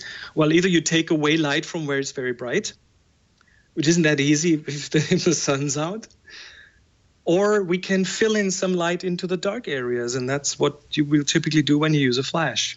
And you sometimes see photographers in bright daylight using a flash. And that's why they do it. They brighten up those shadows so the camera doesn't have as hard a time to work with that. So that is one way to do it. We don't think of that as HDR because it's, but well, it's not HDR. You're kind of reducing that dynamic range to make it easier for the camera. Perfect. The second thing is you just make a choice. Which part of the picture should be well exposed? I mean, just imagine you're shooting in a room with windows to the outside. The windows are usually very bright and the inside is dark, and the camera kind of can't get all of that. So you could make a choice. You could say, okay, I want the windows well exposed, I want the inside of the room well exposed, or anything in between. But then you will lose part of the image. The windows might blow out or burn out pretty much, be all white, or some parts of the inside might be all black. So if that's not what you want to do, that's where HDR comes in. And what you will do is you'll take several shots of the same scene at different exposures. In photography terms, we call that bracketing. So you would take one shot that is a bit darker, one that's somewhere in the middle, and one that's brighter. And then you will use some magic software to kind of put them together into one picture that has all the different ranges in it. And photographers have done this for quite a while, but it has become much easier over the last years because the software gotten so much better. So let's talk about capturing those pictures. First of all, you will take several pictures in succession. So if things are moving fast, it's not going to work, right? Car race, forget about it. You'll have 3 pictures with a thing at different places in the picture, and the software can't really get this together. It's kind of like panorama, right? You don't want people moving in the picture. Exactly. It's pretty much the same thing. You're shooting several pictures in succession, and if things move between frames, software is getting better. What the software does is what we call de-ghosting. So it takes those ghosts out that normally come in if you have things. And this could be simple things. I mean, we're not just talking people walking through the picture. We're talking moving water or trees in the wind, stuff like that. Nowadays software is getting a bit better, but it's really best if nothing moves between the frames. You can handle the camera. The software will kind of register those different frames on top of each other. But typically, like panoramas, we're talking landscapes for HDRs, right? Well, we're talking landscapes. We're talking insides of buildings. I guess if you could do it indoors, yeah. If you look at real estate photography, they always have problems with burning out windows. Yeah. And that way you can kind of bring them back in. There are lots of situations where you can do this. And then the software comes into play. And you used to have to buy specialized software. Photomatics is one of those pieces of software that does this. I still use that one, but of course it's because I bought it. Well, and it's good. It does a really good job. It's easy to overdo it with this. Okay, so I'd say there are two different kinds of HDR. The one that is kind of, let's crank all the sliders to the right and see what happens, and that makes these painterly kind of pictures, and it's really a matter of taste. Some people really love that.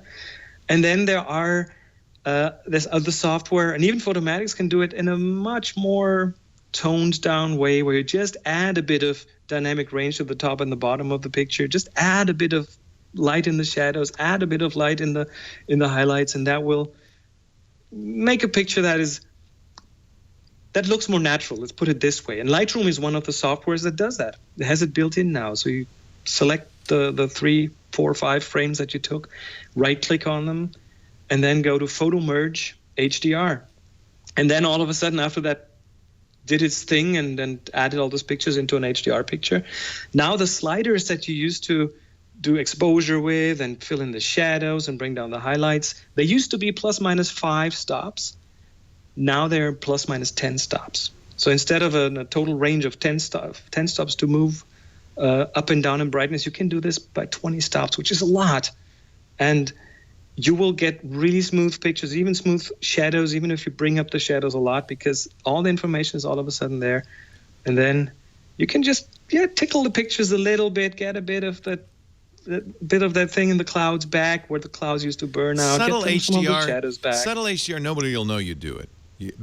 Exactly. If you overdo it, I know a lot of people who do this have made a living doing this, and it looks like a painting. And you just say, well, I'm going for the painting, as opposed to the reality. Oh, and that's perfectly fine. That's one type of photography that a lot of people still like. It's stylistic. It's a matter of style. There's an argument, of course, with a lot of photographers get heat for over retouching photos, but it's an art, and you don't complain that Van Gogh's paintings didn't look like the real deal. That's as long as people understand that you're creating a painting in effect. Right, and that's exactly the point. I mean, photography has never been the real thing anyway, because you make a choice when you shoot, you make a choice what you show. Yes. So it's always there's no real truth in photography anyway. So doing that, nothing wrong with that. I personally just like it more if it's a bit more toned down, and that's what you can now do with a lot of software. Lightroom being one of them, Photomatics too, if you're a bit more careful with the sliders. And then you end up having a higher dynamic range and getting that detail in the shadows that you wanted to get, and get the skies unoverexposed, and everything's fine. I think this is an effect that's good to have in your tool bag. By the way, you don't have to do multiple exposures to do HDR. Modern cameras, even smartphones, have a lot of range themselves, and so you can use HDR software on a single image sometimes, right? They are getting really good, and some smartphones nowadays even automatically switch to an HDR mode if they detect that there's a lot of light and a lot of dark in the picture, and there's a big dynamic range. Some smartphones automatically switch to HDR mode. They shoot in very rapid succession multiple pictures and do that whole you may not even know they're doing merging internally, and then it says HDR really tiny in the corner somewhere. I leave that and then on. You have one of those. I leave that on my iPhone and many of my Android devices. Just leave the auto HDR on and let them do it if they want to do it. You'll find Chris Marquardt at discoverthetopfloor.com. He'll be back. Are we going to do a review? Maybe in a couple of weeks we'll do a review of our assignment. I'll tell you more about that when we come back. Thank you, Chris. Thank you. Leo Laporte, the tech guy. That worked fine. Every once in a while, I go to your high school picture. Come back. I'll have to send Berg a current avatar. Somebody in the shower said, "Is that his high school picture?" No, that's what you look like. It's a good shot of you. It's a great picture. That must be 8 years ago. Is it that long? That's the Podcast Expo picture, probably. Time runs. Oh, then it's 9 years ago. Hey, thank you, Chris. Appreciate it. So next week we'll do 4 after the show. We'll do 1 during the show and 4 afterwards, so 5 in total. A lot of prep, and you're going to stay up late. Worries. But I thank you and our audience. It's already prepared. Bless you. All thank right. you. All right, we'll talk to you next week. See you then. Bye. Leo Laporte, the tech guy. 8888 Ask Leo. That's the phone number. If you want to have some fun with us, we do a photo assignment. Chris Marquardt and I do a photo assignment every month. It's not a competition. It's just for fun. It's just really, frankly, an excuse to take pictures, to get out there and take pictures. So we give you a word or an idea, and we ask you to go on out and take pictures illustrating that word or idea. And I'm trying to remember, as I'm stalling slowly, what the word or idea is this week. What we'll do is we'll ask you to take that picture you can submit up to 1 a week. So take hundreds, pick the best one, tag it with the idea. Our assignment today is slow, or this month is slow. And once you get an image that illustrates slow, you can submit it to our Tech Guy group on Flickr. Yes, that's a Yahoo property, but I think they'll be around, even with Verizon. It'll be the Verizon Flickr site. Currently free. The group has been around since 2007. In fact, we got 12,000 plus members now, and more than 5,000 photos on here. So add to the photo pool, tag it with the word slow. We're going to be reviewing that, I think, in about 2 weeks. So you got a couple more, about halfway through the assignment, a couple more weeks. We've already got some great slow pictures. Renee Silverman, our moderator, will welcome you into the group if you're not already a member, and accept your submission. And then I guess, when will that be? August,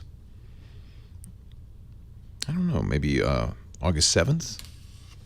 Either that or July 31st. I think August 7th we'll review those. Chris will pick 3 of the pool and talk about them.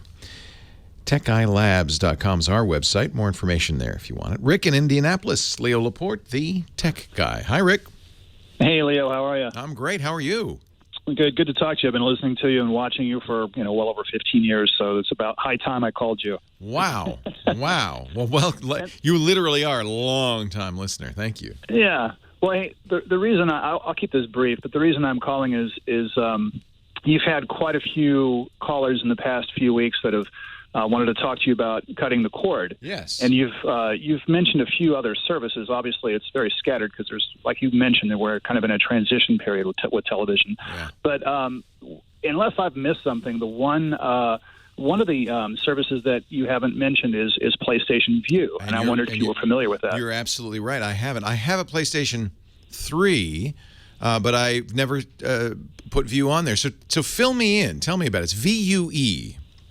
Right, PlayStation View. It's actually they're expand. I don't know much of the history. I know that about a year ago they were doing.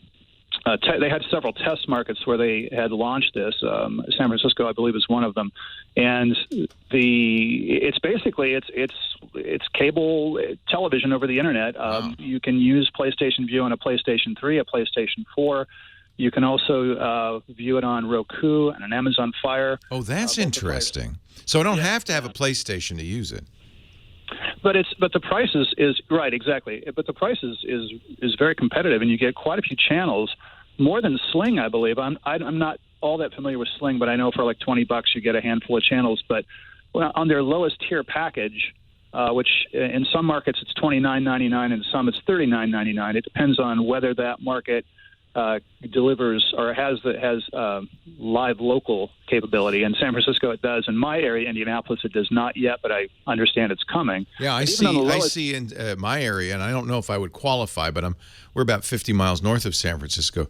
They've got all the locals, which would really make a difference in cord cutting, I think. You're right. It looks like a cable competitor. It really does, and it's. I've talked to so many people who have asked the same question, and about cutting the cord. People are talking, "What do you do?" And I had DirecTV for a while, and we're actually for a long time, but the price just kept going up and up and up for hundreds of channels I don't watch. But if you look at their menu of channels, they have a pretty decent selection. Of the core channels, I think most people probably watch. Like even in the lowest tier, you get ESPN, for example. So for $29.99 a month or $39.99 a month, you can get ESPN, for example. You can also get Disney channels. Like if you live in an area, like you said, with locals, you get your locals. There's TBS, there's TNT. So you just go to the PlayStation, just search PlayStation View, and you can see all the different. They have Showtime, which is nice. They don't look like they have HBO, however. They don't have HBO. Yeah, they have CNN, which I think for a lot of people is important, and as you mentioned, ESPN. It isn't. I have to say, it's not a savings particularly. It's roughly the same cost as cable would be. Well, even for that lowest tier package, it's like $29.99, and you do get they get 60 channels for $29.99, which is pretty decent. And it really depends on what you watch and what you want out of it, but. Their highest tier package, which I believe is called the Elite package, it's a little pricier. It's $49.99. Yeah, in my market, it's $55, and that's because we're in the San Francisco Bay Area. Yeah, but if you don't, in the slim package for those who don't get the locals, it's $44.95. Right, so. Right. I don't know. It works. What's the really quality well. look like? You like the quality? That's what I was about to mention. Is the quality is actually pretty decent. The only thing especially if you're watching sports, you do notice that you can tell that maybe they reduced the frame rate slightly because it kind of has almost a film look about it. But I've gotten used to it. It looks decent. It's actually not bad at all, and it doesn't take long to buffer a channel. So if you go to the guide, you hit a channel, it starts playing rather quickly. And the other cool thing about it is that like I use it with the Amazon Fire TV, and it doesn't have obviously a DVR, but it has a cloud-based sort of retrieval system. So if you add a station or I'm sorry, a show as a favorite, you can go back and watch it again. I think up to 28 days. That's nice. Yeah, I mean, it's I think at the price point that they're at and the capabilities they have, it's very similar to kind of a lower-end cable solution. But it's internet only. And I think it might be a good solution for people who don't have access to cable. You'll have to weigh it in your market. You have to actually go and weigh it Right. in your market as to the price that it's offering, what it gives you, whether it gives you live locals or not, for instance. That's a big question mark. And the lack of HBO for Game of Thrones fans is going to be a problem, but you still can do HBO Now and put that in over the top as well. So I think what happens is you add Showtime, you add HBO, you get the live locals, and it's going to be fairly close. Maybe you'll save $10, but cord cutting for me, I don't think is about saving money. What we find is by the time you add in all those features, you end up spending nearly as much. It's really about more choice. So this is one way to have more choice. I appreciate your calling in and reminding me about this. This is PlayStation Vue, VUE. At PlayStation.com if you want to find out some more. Thank you. Hey, thanks for taking my call. I appreciate it. Yeah, and I'm glad I haven't. There's a free trial. I'll do the free trial just to take a look at it. But I don't know many people who use it, so I was glad somebody called in and told us about it. News at the top of the hour. Coming up next when we return, we're going to talk to Lori. Yes, you're next in San Diego. She wants to get video recordings back from her phone after they've been deleted. Oh, dear. Well, let's see if we can help her. When we come back, 8888 Ask Leo. That's my phone number if you want to call, 888-827-5536. The website, it's free, techguylabs.com. The Tech Guy Podcast brought to you today by Rocket Mortgage, a completely online way to buy a new house, to get a mortgage, or to refinance your existing home. Rocket Mortgage comes from Quicken Loans, so you know it's a great product. Quicken Loans, these guys are smart. They said, there's a whole generation of people who don't want to gather piles of paper together, fax it to the loan officer or bring it into the loan office, constant, back and forth. Believe me, I've done this many times. Just 3 years ago, Lisa and I bought our house. It went on for weeks. Oh, then okay, we need another piece of paper, Rocket Mortgage. I wish they'd had it then. The next time we refi or we buy a new house, we're going with Rocket Mortgage. It's all online. A click of the button, you can get your pay stubs, everything you need to get them, your tax returns. No paper. You don't even have to do it on your desktop. You could do it on a tablet, on your phone. It's that easy. Check it out. QuickenLoans.com/TechGuy. Rocket Mortgage has taken all the complicated, time-consuming parts of applying for a mortgage out of the equation. And because it's all computerized, you can get approved in minutes. And get a custom solution that's just right for you. They can highly customize it. They could do it fast. They could tailor it to your unique financial situation. It's, frankly, bringing the mortgage loan process into the 21st century. And you're 21st century people. You deserve this. QuickenLoans.com/TechGuy. It's Rocket Mortgage by Quicken Loans. QuickenLoans.com/TechGuy. Equal housing lender. Licensed in all 50 states. NMLS ConsumerAccess.org number 3030. Rocket Mortgage from Quicken Loans at QuickenLoans.com/TechGuy. And we thank them so much for their support, making the Tech Guy possible. Well, hey, how are you today? Leo Laporte here, the Tech Guy. Time to talk computers and the internet and home theater and digital photography, smartphones, smart watches, GPSs, Pokemon Go, virtual reality, augmented reality, real reality. 8888 Ask Leo. That's my phone number. 888. That's toll free, by the way. 888. It's like an 800 number. 888-827-5536.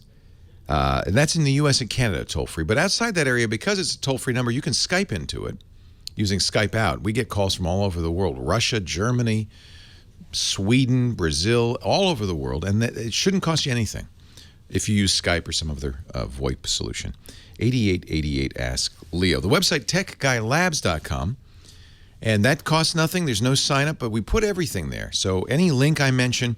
Now, I think James DeRuvo is a big comic book guy, and he and his son go to Comic-Con. I think the show notes are a little delayed this weekend. He's got some other things he's doing, but he'll get to those this evening after Comic-Con.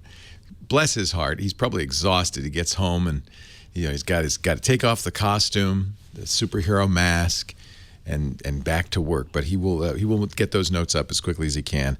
You also, so you get every show hour by hour, question by question. Your comments, really welcome on any segment. We put all the links up there, everything I refer to, so you don't have to write anything down as you're listening. And we also, after the fact, will put audio and video. So if you want to, if you miss a show and you want to listen to it again, there's a podcast, and you can get that at techguylabs.com. All right, now let's move on. Lori is hanging on in San Diego, home of Comic-Con. Yes. Do you ever go to Comic-Con, or you stay well away? Well away. Me too. What can I do for you, Lori? Oh, I did a very bad thing. I lost some very important audio files. They're audio, not video. Okay. I just spoke to the screener. Yeah. My phone was saying out of internal storage, so I got rid of some apps and deleted all the cache files, all my apps. And I did not know that it would take these voice recordings were in a cache. Were they voicemails or recordings you made with a recorder? Yeah, it's like an audio recorder on my phone. All right, so once it's erased from the phone, it's not recoverable on the phone, but did you ever connect it to the computer? No. Never. Nope. I was in the process of trying to get them forwarded over to, my email, and they just wouldn't go. And I think it was because it was too much storage space, so that's why I didn't really trying to delete. So iPhones are, it was an iPhone, right? No, the LG G2. Oh, it's an Android device. Okay. Mm-hmm. Yeah, iPhones have this kind of nice automatic backup capability. You can do it wirelessly if you turn on iCloud, or if you connect it via a USB cable to your computer, iTunes will back it up. And had that happened, you would be able to get into that and get the data out of it. Yeah, Android phones, the way they back up is not quite as complete. There's a checkbox in the settings. It's the backup and reset setting, or backup. Sometimes it depends on the phone. It has different names. And it will back up, but it's mostly like information, login, network information. It won't back up data files. For that, you either have to put another application on there, or you have to connect it to a computer and manually copy the files off. You can. There's one possible can't do that now. No, one possible thing. How long has it been since you deleted those? Last night. Okay. Don't do too much, okay, with the phone, because everything you do at this point has the potential to erase the stuff on the phone. But you can, on most Android devices, if you get a USB cable, connect your phone to your computer. Do you have a Mac or a PC? A PC. PC. Connect it to the computer. The phone will see that it's connected to a computer. Most of the time, it'll pop up a little dialogue that says, do you want to be a camera? That's Photo Transfer Protocol, or PTP. Or would you I did that last night, but it didn't give me any prompt. Didn't tell you. Well, pull down the notifications, see if there's anything there. Sometimes it might not pop it up. Oh, okay. Pull down the notifications. Because if you could put it in, there's two possibilities.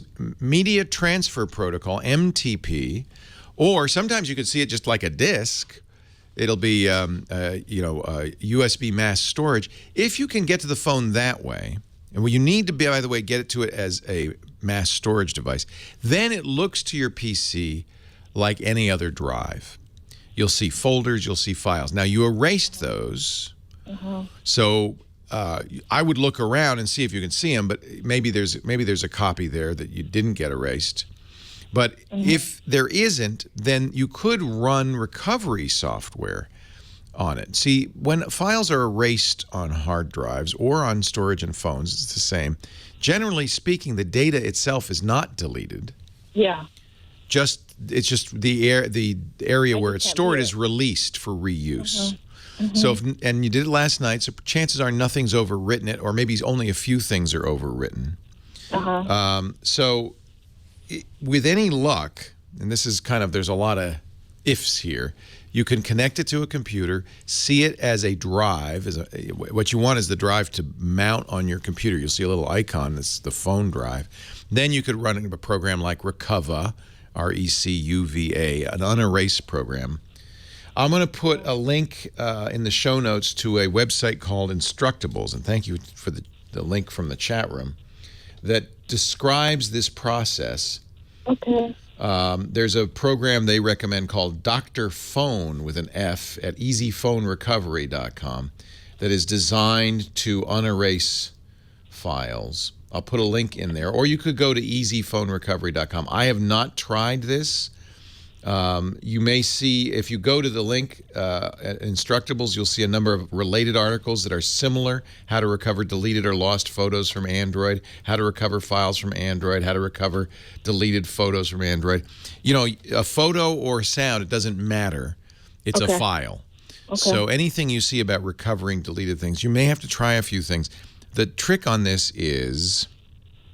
I would, don't use the phone. Use the phone as little as possible, because any file, anything you put on that phone, could potentially overwrite that erased file. Right? It's now been released, so that's one issue, right?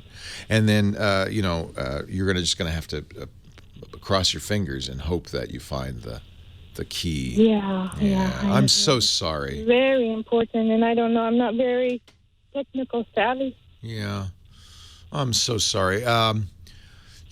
If there is in town, and I'm sure there are plenty of these in San Diego, phone repair store where they replace cracked screens and stuff. Yeah. Tends to be run by geeks.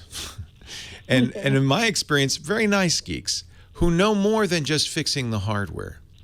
You might go to one of those and say, and maybe you'll have to go to a couple and say, hey guys, I've lost some files. And trust your instinct. If the guy's kind of, I can do that. Yeah, sure. Maybe find somebody who's got more confidence. But those guys tend to be, my experience has been pretty smart in terms of how these phones work. They can also help you. Okay, if you could reach out to anybody in San Diego, if they know of anybody. Yeah, well, if anybody's listening, you could mention it in our chat room or put a link. We'll put this, of course, in our website, techguylabs.com. Mention that. You could just call around and say, hey, tell them the story. I deleted some files on my Android phone. Do you have any expertise in undeleting files? It should not be expensive. It's not a lot of time and trouble. And they don't have to disassemble the phone. It's all software. So $50, $100, no more than that. Don't pay them more than that. Trying to find somebody who knows what they're doing. But those guys, my experience has been they're usually pretty smart. Leo Laporte, I'm sorry, the tech guy.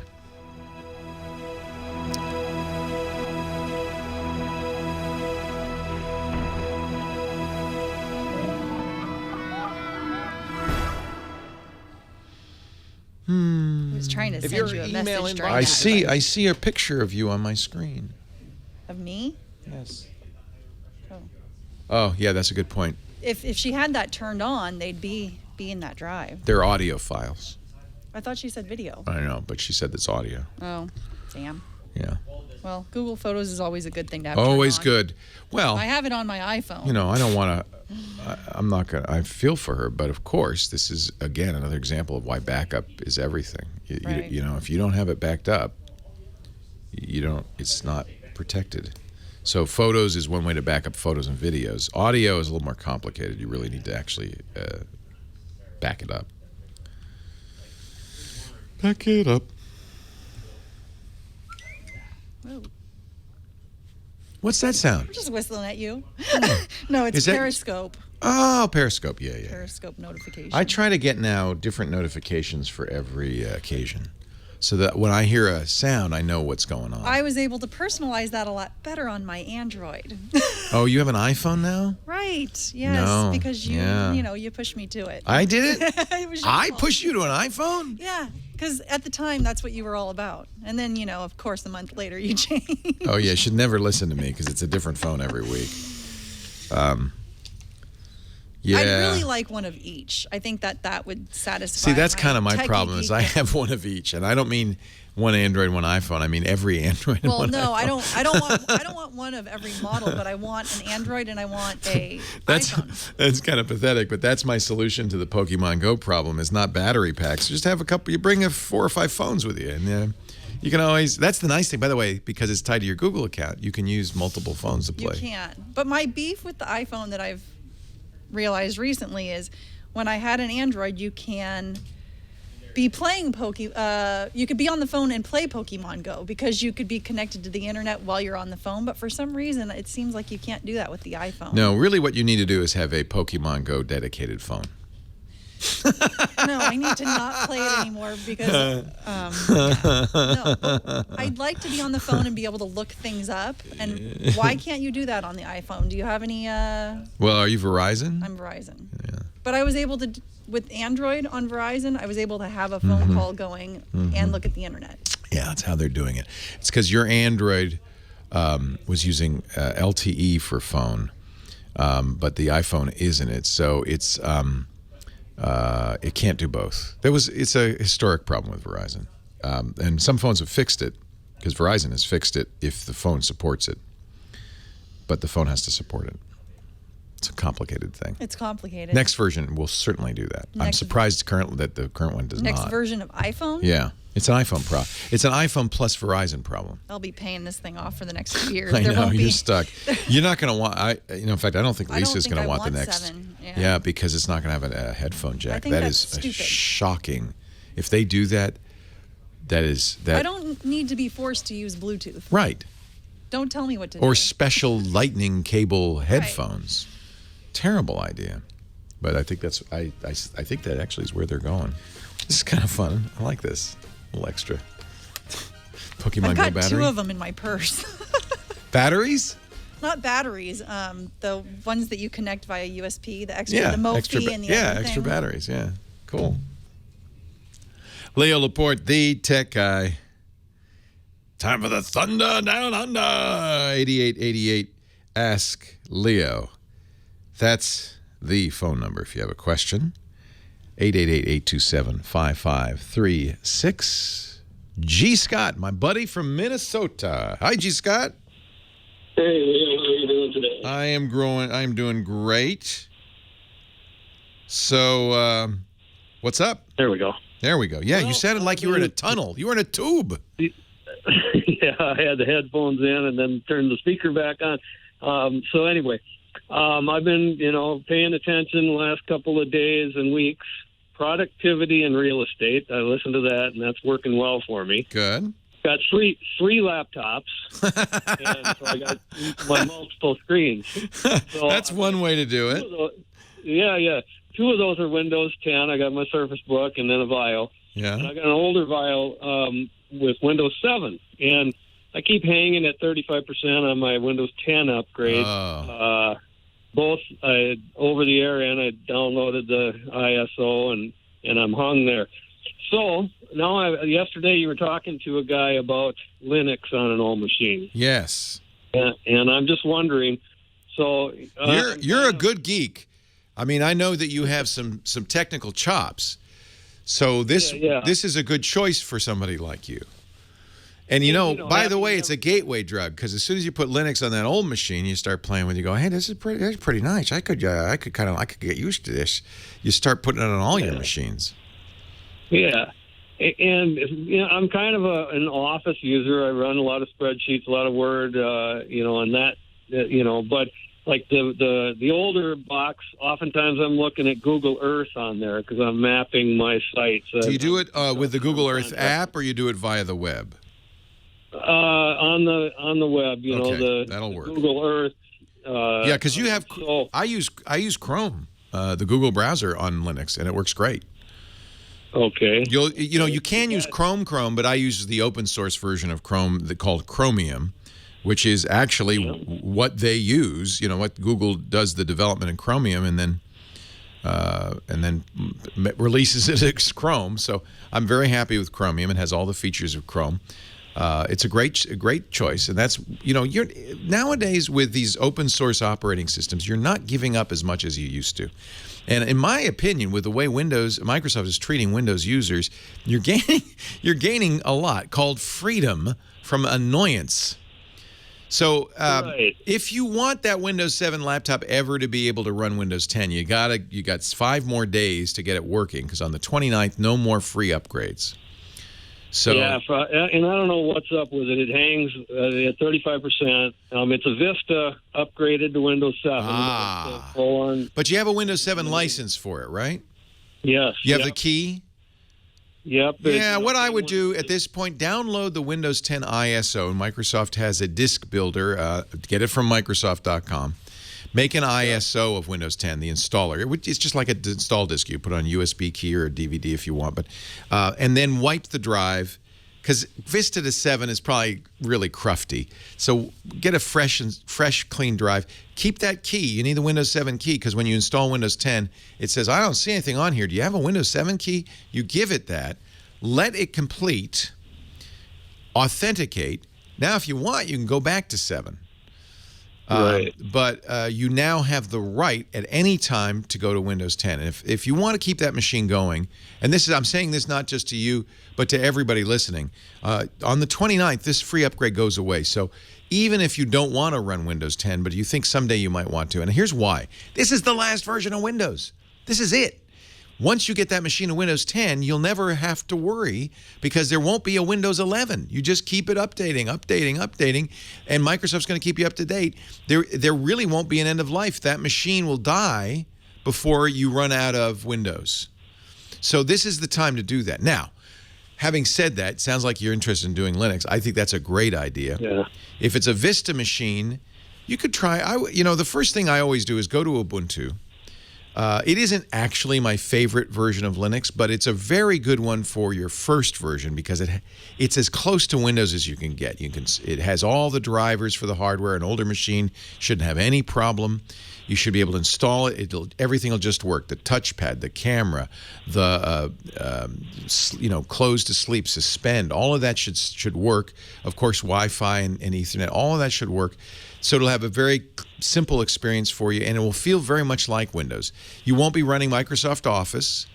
If you want to do Office stuff, Excel spreadsheets, you could, with some effort, use Wine to run Microsoft Office, but my recommendation is to try the Office that comes with Ubuntu. It's called Libre, Libre Office. Libre is a word used often in open source. They'd like to say free, but that has confusion, because free sounds like no cost. They don't mean free as in no cost. They mean free as in liberated, as in liberty, and that's why they often use Libre. So LibreOffice is actually free as in no cost, but more importantly, liberated. You have access to the source. You can modify it. No company is messing with you, changing file formats to get you to upgrade, pressuring you to do things, revealing your information to advertisers or law enforcement. It's Libre. It's free. Try that. See if you're comfortable with it. If it doesn't run well, they have versions of Ubuntu that are designed for older machines. In particular, Xubuntu, which is lighter weight, takes less RAM. How much RAM's on that laptop? I'm at least 4, maybe 8 gigs. Oh, you're fine. I got a 256 solid state drive in there. You've kept it up to date. Yeah, it's going to run Ubuntu just fine. If you have less RAM, sometimes Xubuntu is a better idea, because it doesn't take up as much memory. Yeah, no, it's a pretty competent machine, and it will, I can run the Office stuff on the Surface Book. You still have your Windows machine. No problem. That's right. Yeah. Yeah. This is a great great opportunity to try Linux, if you ask me. Now, personally, I like Debian a little bit better. Ubuntu is still a company with some corporate interests. For instance, they're going to install an Amazon icon on there. And for a while, they routed searches through Amazon. So I'm not crazy about Ubuntu in terms of freedom. Debian is community-driven all the way. It is a community project, and it is what Ubuntu's based on. So you're using, really, it's one of the oldest Linuxes, and it's beautiful, debian.org. And you can download and install Debian with the same desktop. Try Cinnamon. It's very much like Windows, and I think you'd be just as happy. I think you'd have just as few problems, and maybe even more security than you'd have on Ubuntu, with less commercial interests involved. So if you're feeling, and you're smart, you can do this. If you're feeling ambitious, try Debian. If not, Ubuntu is a very straightforward. It's really as close as you can come to installing a commercial operating system on that laptop. And I'm hesitant on the command line stuff. Do I have to learn a whole new thing, or is it? Well, it's not DOS. Right. It's not PowerShell. It's Bash. I think once you get used to it, you will find it very powerful and capable. I don't use bash, which is the default command line on Linux. I use something called fish, which I love. You might want to, if you're going to start from scratch, start with fish. Leo Laporte, the tech guy. Stand by.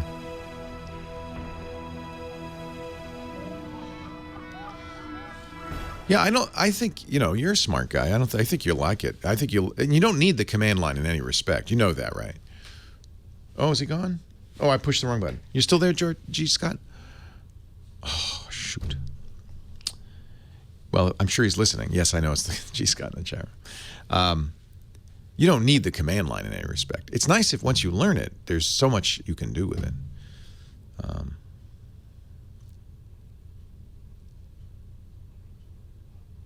Leo's downplayed the complications and issues upgrading to Windows 10 in either running both OSs or reverting back to previous OS. Hasn't delved into licensing issues. There are no licensing issues. So if you get the upgrade, offer, and if you're running Windows 7 or Windows 8.1 currently, you'll probably get it. Soon you're going to get a big blue takeover screen that says, "What are you doing? You only have 4 days left." And you say yes, and you accept it. Let it run. I would back up first, so if anything goes wrong, and sometimes it does, I've had it go wrong, you can restore. If you can make an image of your existing disk and then do the Windows 10 upgrade, I would do that. Do the Windows 10 upgrade. As soon as it activates, if you have an activated version of Windows 7 or 8.1, almost instantly Windows 10 will be activated, and you can look at your computer and look at the properties on my computer, or type WinVer at the command line and see if it's activated. Once it's activated, there are no licensing issues. It's done. Unless you're business. Sorry, G. Scott. Yeah. I know sometimes with people I particularly enjoy, I will talk to you in the break. But you know what? I have to do an ad anyway. So I think Microsoft is so anxious to get everybody on Windows 10 because this is it. They don't want to deal with this anymore. Leo Laporte, the tech guy, 8888. Ask Leo. That's the phone number. And on we go to, looks like Richard in California. Hey, Richard, Leo Laporte. Hi, Leo. How you doing? I'm well. How are you? I like the tweet of your car.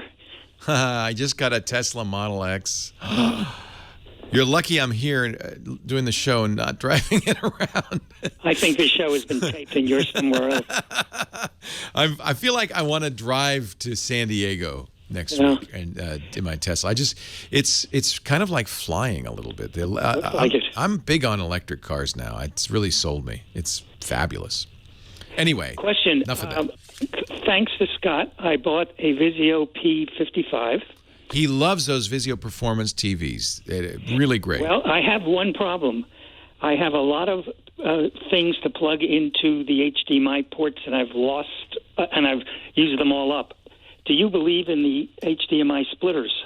Yeah, I mean, as you know, splitting a signal can be problematic. So you want what's called an active splitter. You want one that is you're going to plug in. Right. You don't want one that's just going to take one signal and split it and split it and split it, because that's going to cause problems. Now, ultimately, the right way to do this is with an AV receiver. This is going to be by far the better solution. But if you don't want to get an AV receiver, yeah, Geffen, G-E-F-E-N, and others, I'd go to monoprice.com and look at their splitters and look for an active splitter. Most of the time, I didn't have great experience with this. In theory, they will auto-switch to whatever's sending a signal down. So they have multiple in, one out. The one out goes to your TV. And if you switch to your Blu-ray player and start playing a movie, the splitter, the switch, it's really a switcher, not a splitter. The switcher is supposed to say, oh, that's active, and switch to it. My experience was, no, I had to get up and physically tell it, use this. But they work, and they don't degrade the signal if you get an active switcher as opposed to a splitter. Okay, I'll look for that. Thank you. I do have a splitter. I've had it for years, but I've been looking at it when I was waiting to talk with you, and all it says on it is 1x2 HDMI splitter, high-definition multimedia interface. Does it plug in, or is it just... It plugs in. Yeah. There's a lot of stuff in the back. So that's the one. That's active. Okay. As long as it's powered, that means it's not just splitting the signal, slicing it and weakening it by doing so, but it's amplifying it. And that's what you want. Yeah. Okay, well, I'm going to give this a try. But I really like the television set. Tell Scott. I will. Good choice. I think that's a nice TV. And it shows that that Vizio is really coming on strong. For a while, they were kind of a second-tier player that made very good TVs at a very low price. You'd see them at the big box stores. But now they say, no, you know what? We're as good as the other guys. By the way, they're an American company, City of Industry. So I'm looking at Monoprice, and I'm seeing a variety of switchers, and they call them switch and splitter. And that's you want one that's powered. They're a little more expensive. Here's one that's 1x2 for $68. You can get many more. But as I said, ultimately, the best way to do this, and the way I do it, is get an AV receiver. It acts as that because it has multiple. The one I have has 7 HDMI ins and 2 out. And so you can plug in. And nowadays we got the Roku, we got the Blu-ray, we got the PlayStation or the Xbox. We got a variety of things we're plugging into our TVs. It's nice to have one device. It gives you better audio because it has surround sound, so you can attach speakers to it. It has bigger amplifier. And it gives you the remote so that you can sit there. And sometimes they even do it automatically pretty well. So you can sit there. For instance, if I press the button on my Apple TV, the Apple TV is so aggressive, it will switch the AV receiver. It'll do everything it needs, and it'll be on the screen. It'll take over. I don't have to get up or mess with the AV receiver. 8888 Ask Leo. That's the key, though. And same thing with your cable. I have cable splitters, and if it's just a passive device, 1 in, 2 out, it's taking the power of one cable and splitting it into 2, and that often can degrade the signal. So something active is going to be a better choice. And like I said, there are a lot of good choices. It's not too expensive when it comes to HDMI. It's a digital device. Scott's in Fountain Valley, California, our next caller. Hi, Scott. Hey, Leo. How are you? Thanks for taking the call. Good. Well, thank you. Real well. Hey, I'm using iTunes on my iMac. I have El Capitan, and I'm using Samsung 7, and I'm trying to get music from my iTunes on the iMac onto my Samsung. That's one of many problems I'm having. It's an issue only if it's copy-protected music. And as you know, iTunes has stopped selling that. But if you bought music earlier on iTunes, it's in a format that cannot be played on the Samsung. Only can be played by iTunes and an iPhone. Now, you can fix that easily. Okay. Is it copy-protected? Do you know if it has DRM in it? Well, I've got a whole bunch of different files. If you made it yourself, like you took a CD and you recorded it to the computer, it's not protected. It would only be protected. Many of those are that way. Yeah. It's only protected if you bought it at the iTunes store more than 3 or 4 years ago. All of the early stuff was protected. Easy enough to remove it. Apple has something called iTunes Match. It will replace the copy-protected music with unprotected music if you ask it to, and then you're golden. But if you don't have any, you'll know, by the way, when you try to copy it over, you'll know because it won't copy over, and you won't be able to, it'll say, I'm sorry, I can't play this file because it's copy-protected. For a long time, I've used Double Twist. They sometimes call Double Twist iTunes for Android.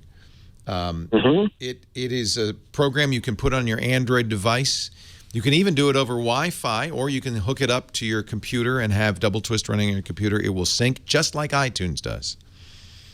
It'll copy it over. And they may even, I wouldn't be surprised if Double Twist strips out DRM. And the reason I say that is it was created by a kid, he's an adult now, whose nickname is DVD John because he figured out how to strip out copy protection out of DVDs back when he was a high school kid. So he has a history of getting rid of copy protection. I wouldn't be surprised if Double Twist did that as well. Double Twist is just one. There are many. Are you Windows or Mac? I'm using a Mac, and that's the problem. Taking music from, or even photos from my photos or my iTunes on the iMac, getting it onto my Samsung. So I have to put. It's not ideal. Onto my. onto my phone, or would you recommend it on the computer? Well, if you like to sync, I would put it on both, and it's free. So do. There are a number of ways to do this. Of course, remember that when you connect your phone to your Macintosh, a program called the Android File Transfer Program runs. If you don't have it, you'll have to download it. I don't think Samsung has their own version of this, but when it runs, suddenly your phone looks like a hard drive. And that means you can drag your music onto your phone. Just drag your music from your iTunes folder onto your phone folder. So if I download the Android file transfer or find it on my computer, then just drag it straight from my Mac. You're not syncing, now you're just copying. But if all you want to do is get your Mac music onto your Android phone, that's all you need. If you want to sync, in other words, kind of update it with new music all the time, then Double Twist. And there are other ones as well. There's a lot of programs that'll do this. I use Double Twist. I like it a lot. There's iSyncer and SyncTunes X, things like that. Leo Laporte, the tech guy.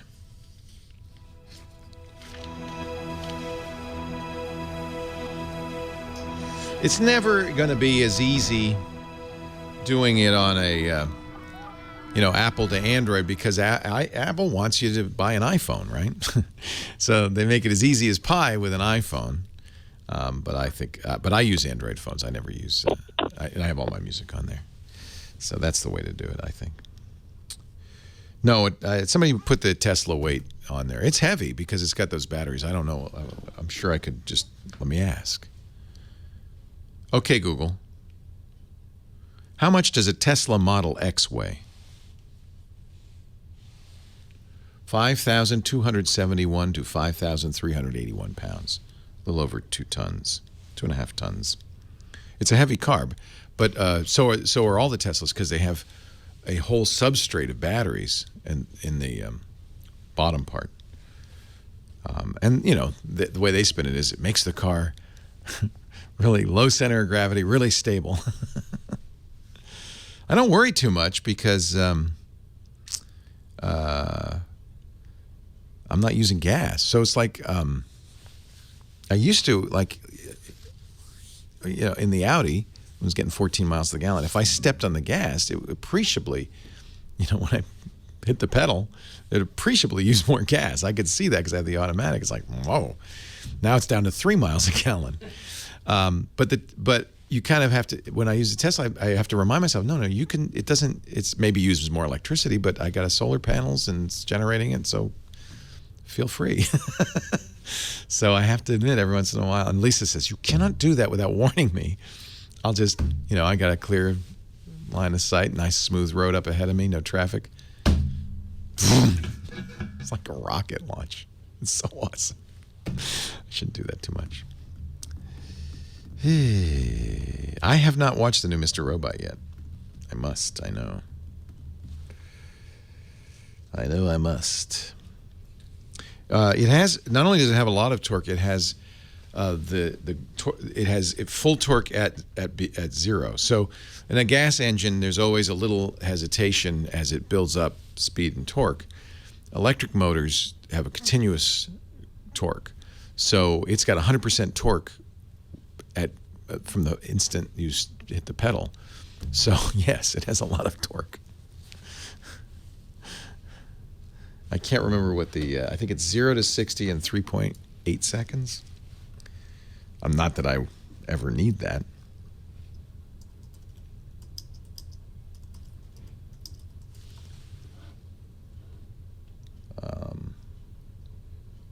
Ludicrous is 3.2 seconds. I didn't get ludicrous because I didn't really feel like I needed that. But it's faster than a lot of, so-called very fast cars. Let's see I don't remember what the speed is.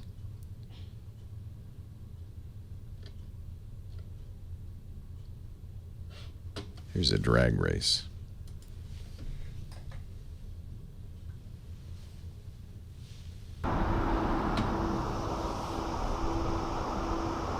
These are Model S's.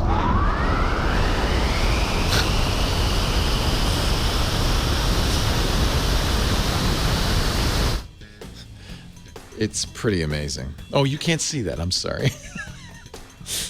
You just heard it.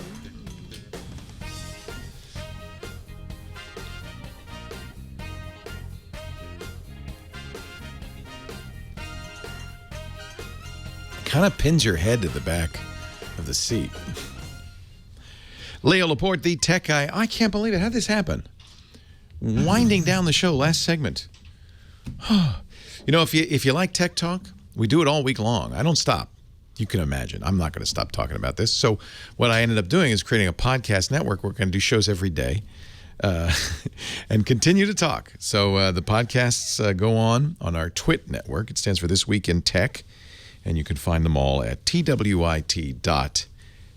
on the web or on, iTunes, whatever you use for a podcast. You know, it's weird, and this hurts my feelings, but you can't, the Tesla has a browser in it, which you shouldn't be using while you're driving. There's a big 17-inch screen in it, and it has a browser.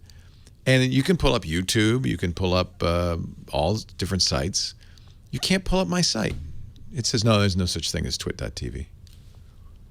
It's like, I feel personally like Elon doesn't like me or something. They don't want you to watch live TV. No, that's what I thought. But so I pulled up twitch.tv. That works. YouTube.com. That works.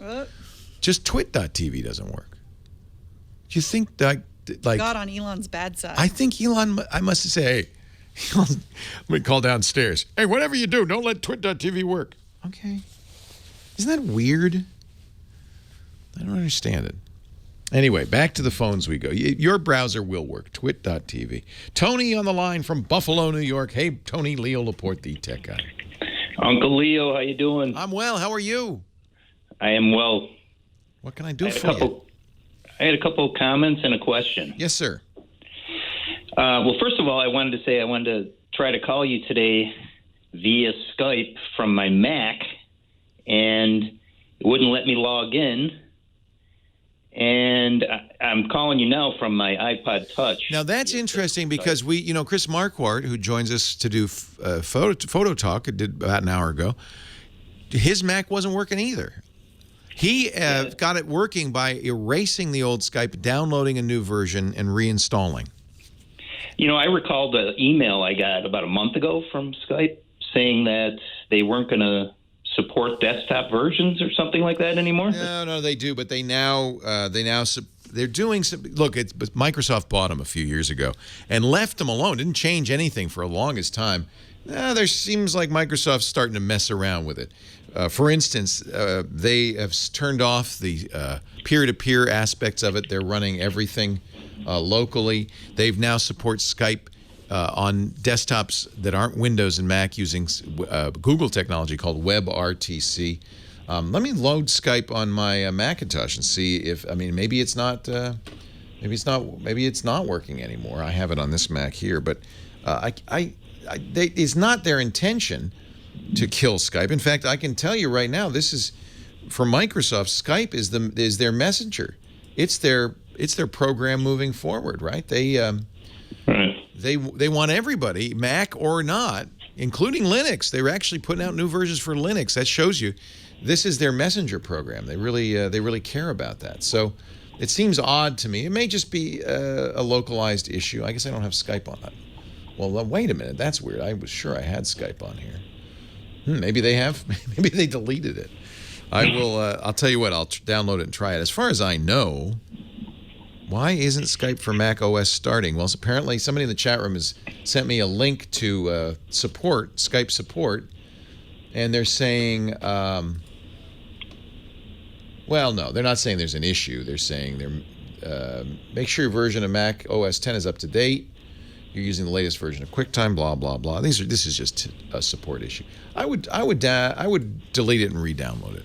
The nice thing about Skype is you just log into your account and all of your contacts and everything will still be there. Right. Okay. Yeah, I'll try that. I think that's a localized issue. I haven't heard anything about Microsoft saying, "Oh, we don't want to do Skype for Mac anymore." No, it's quite the opposite.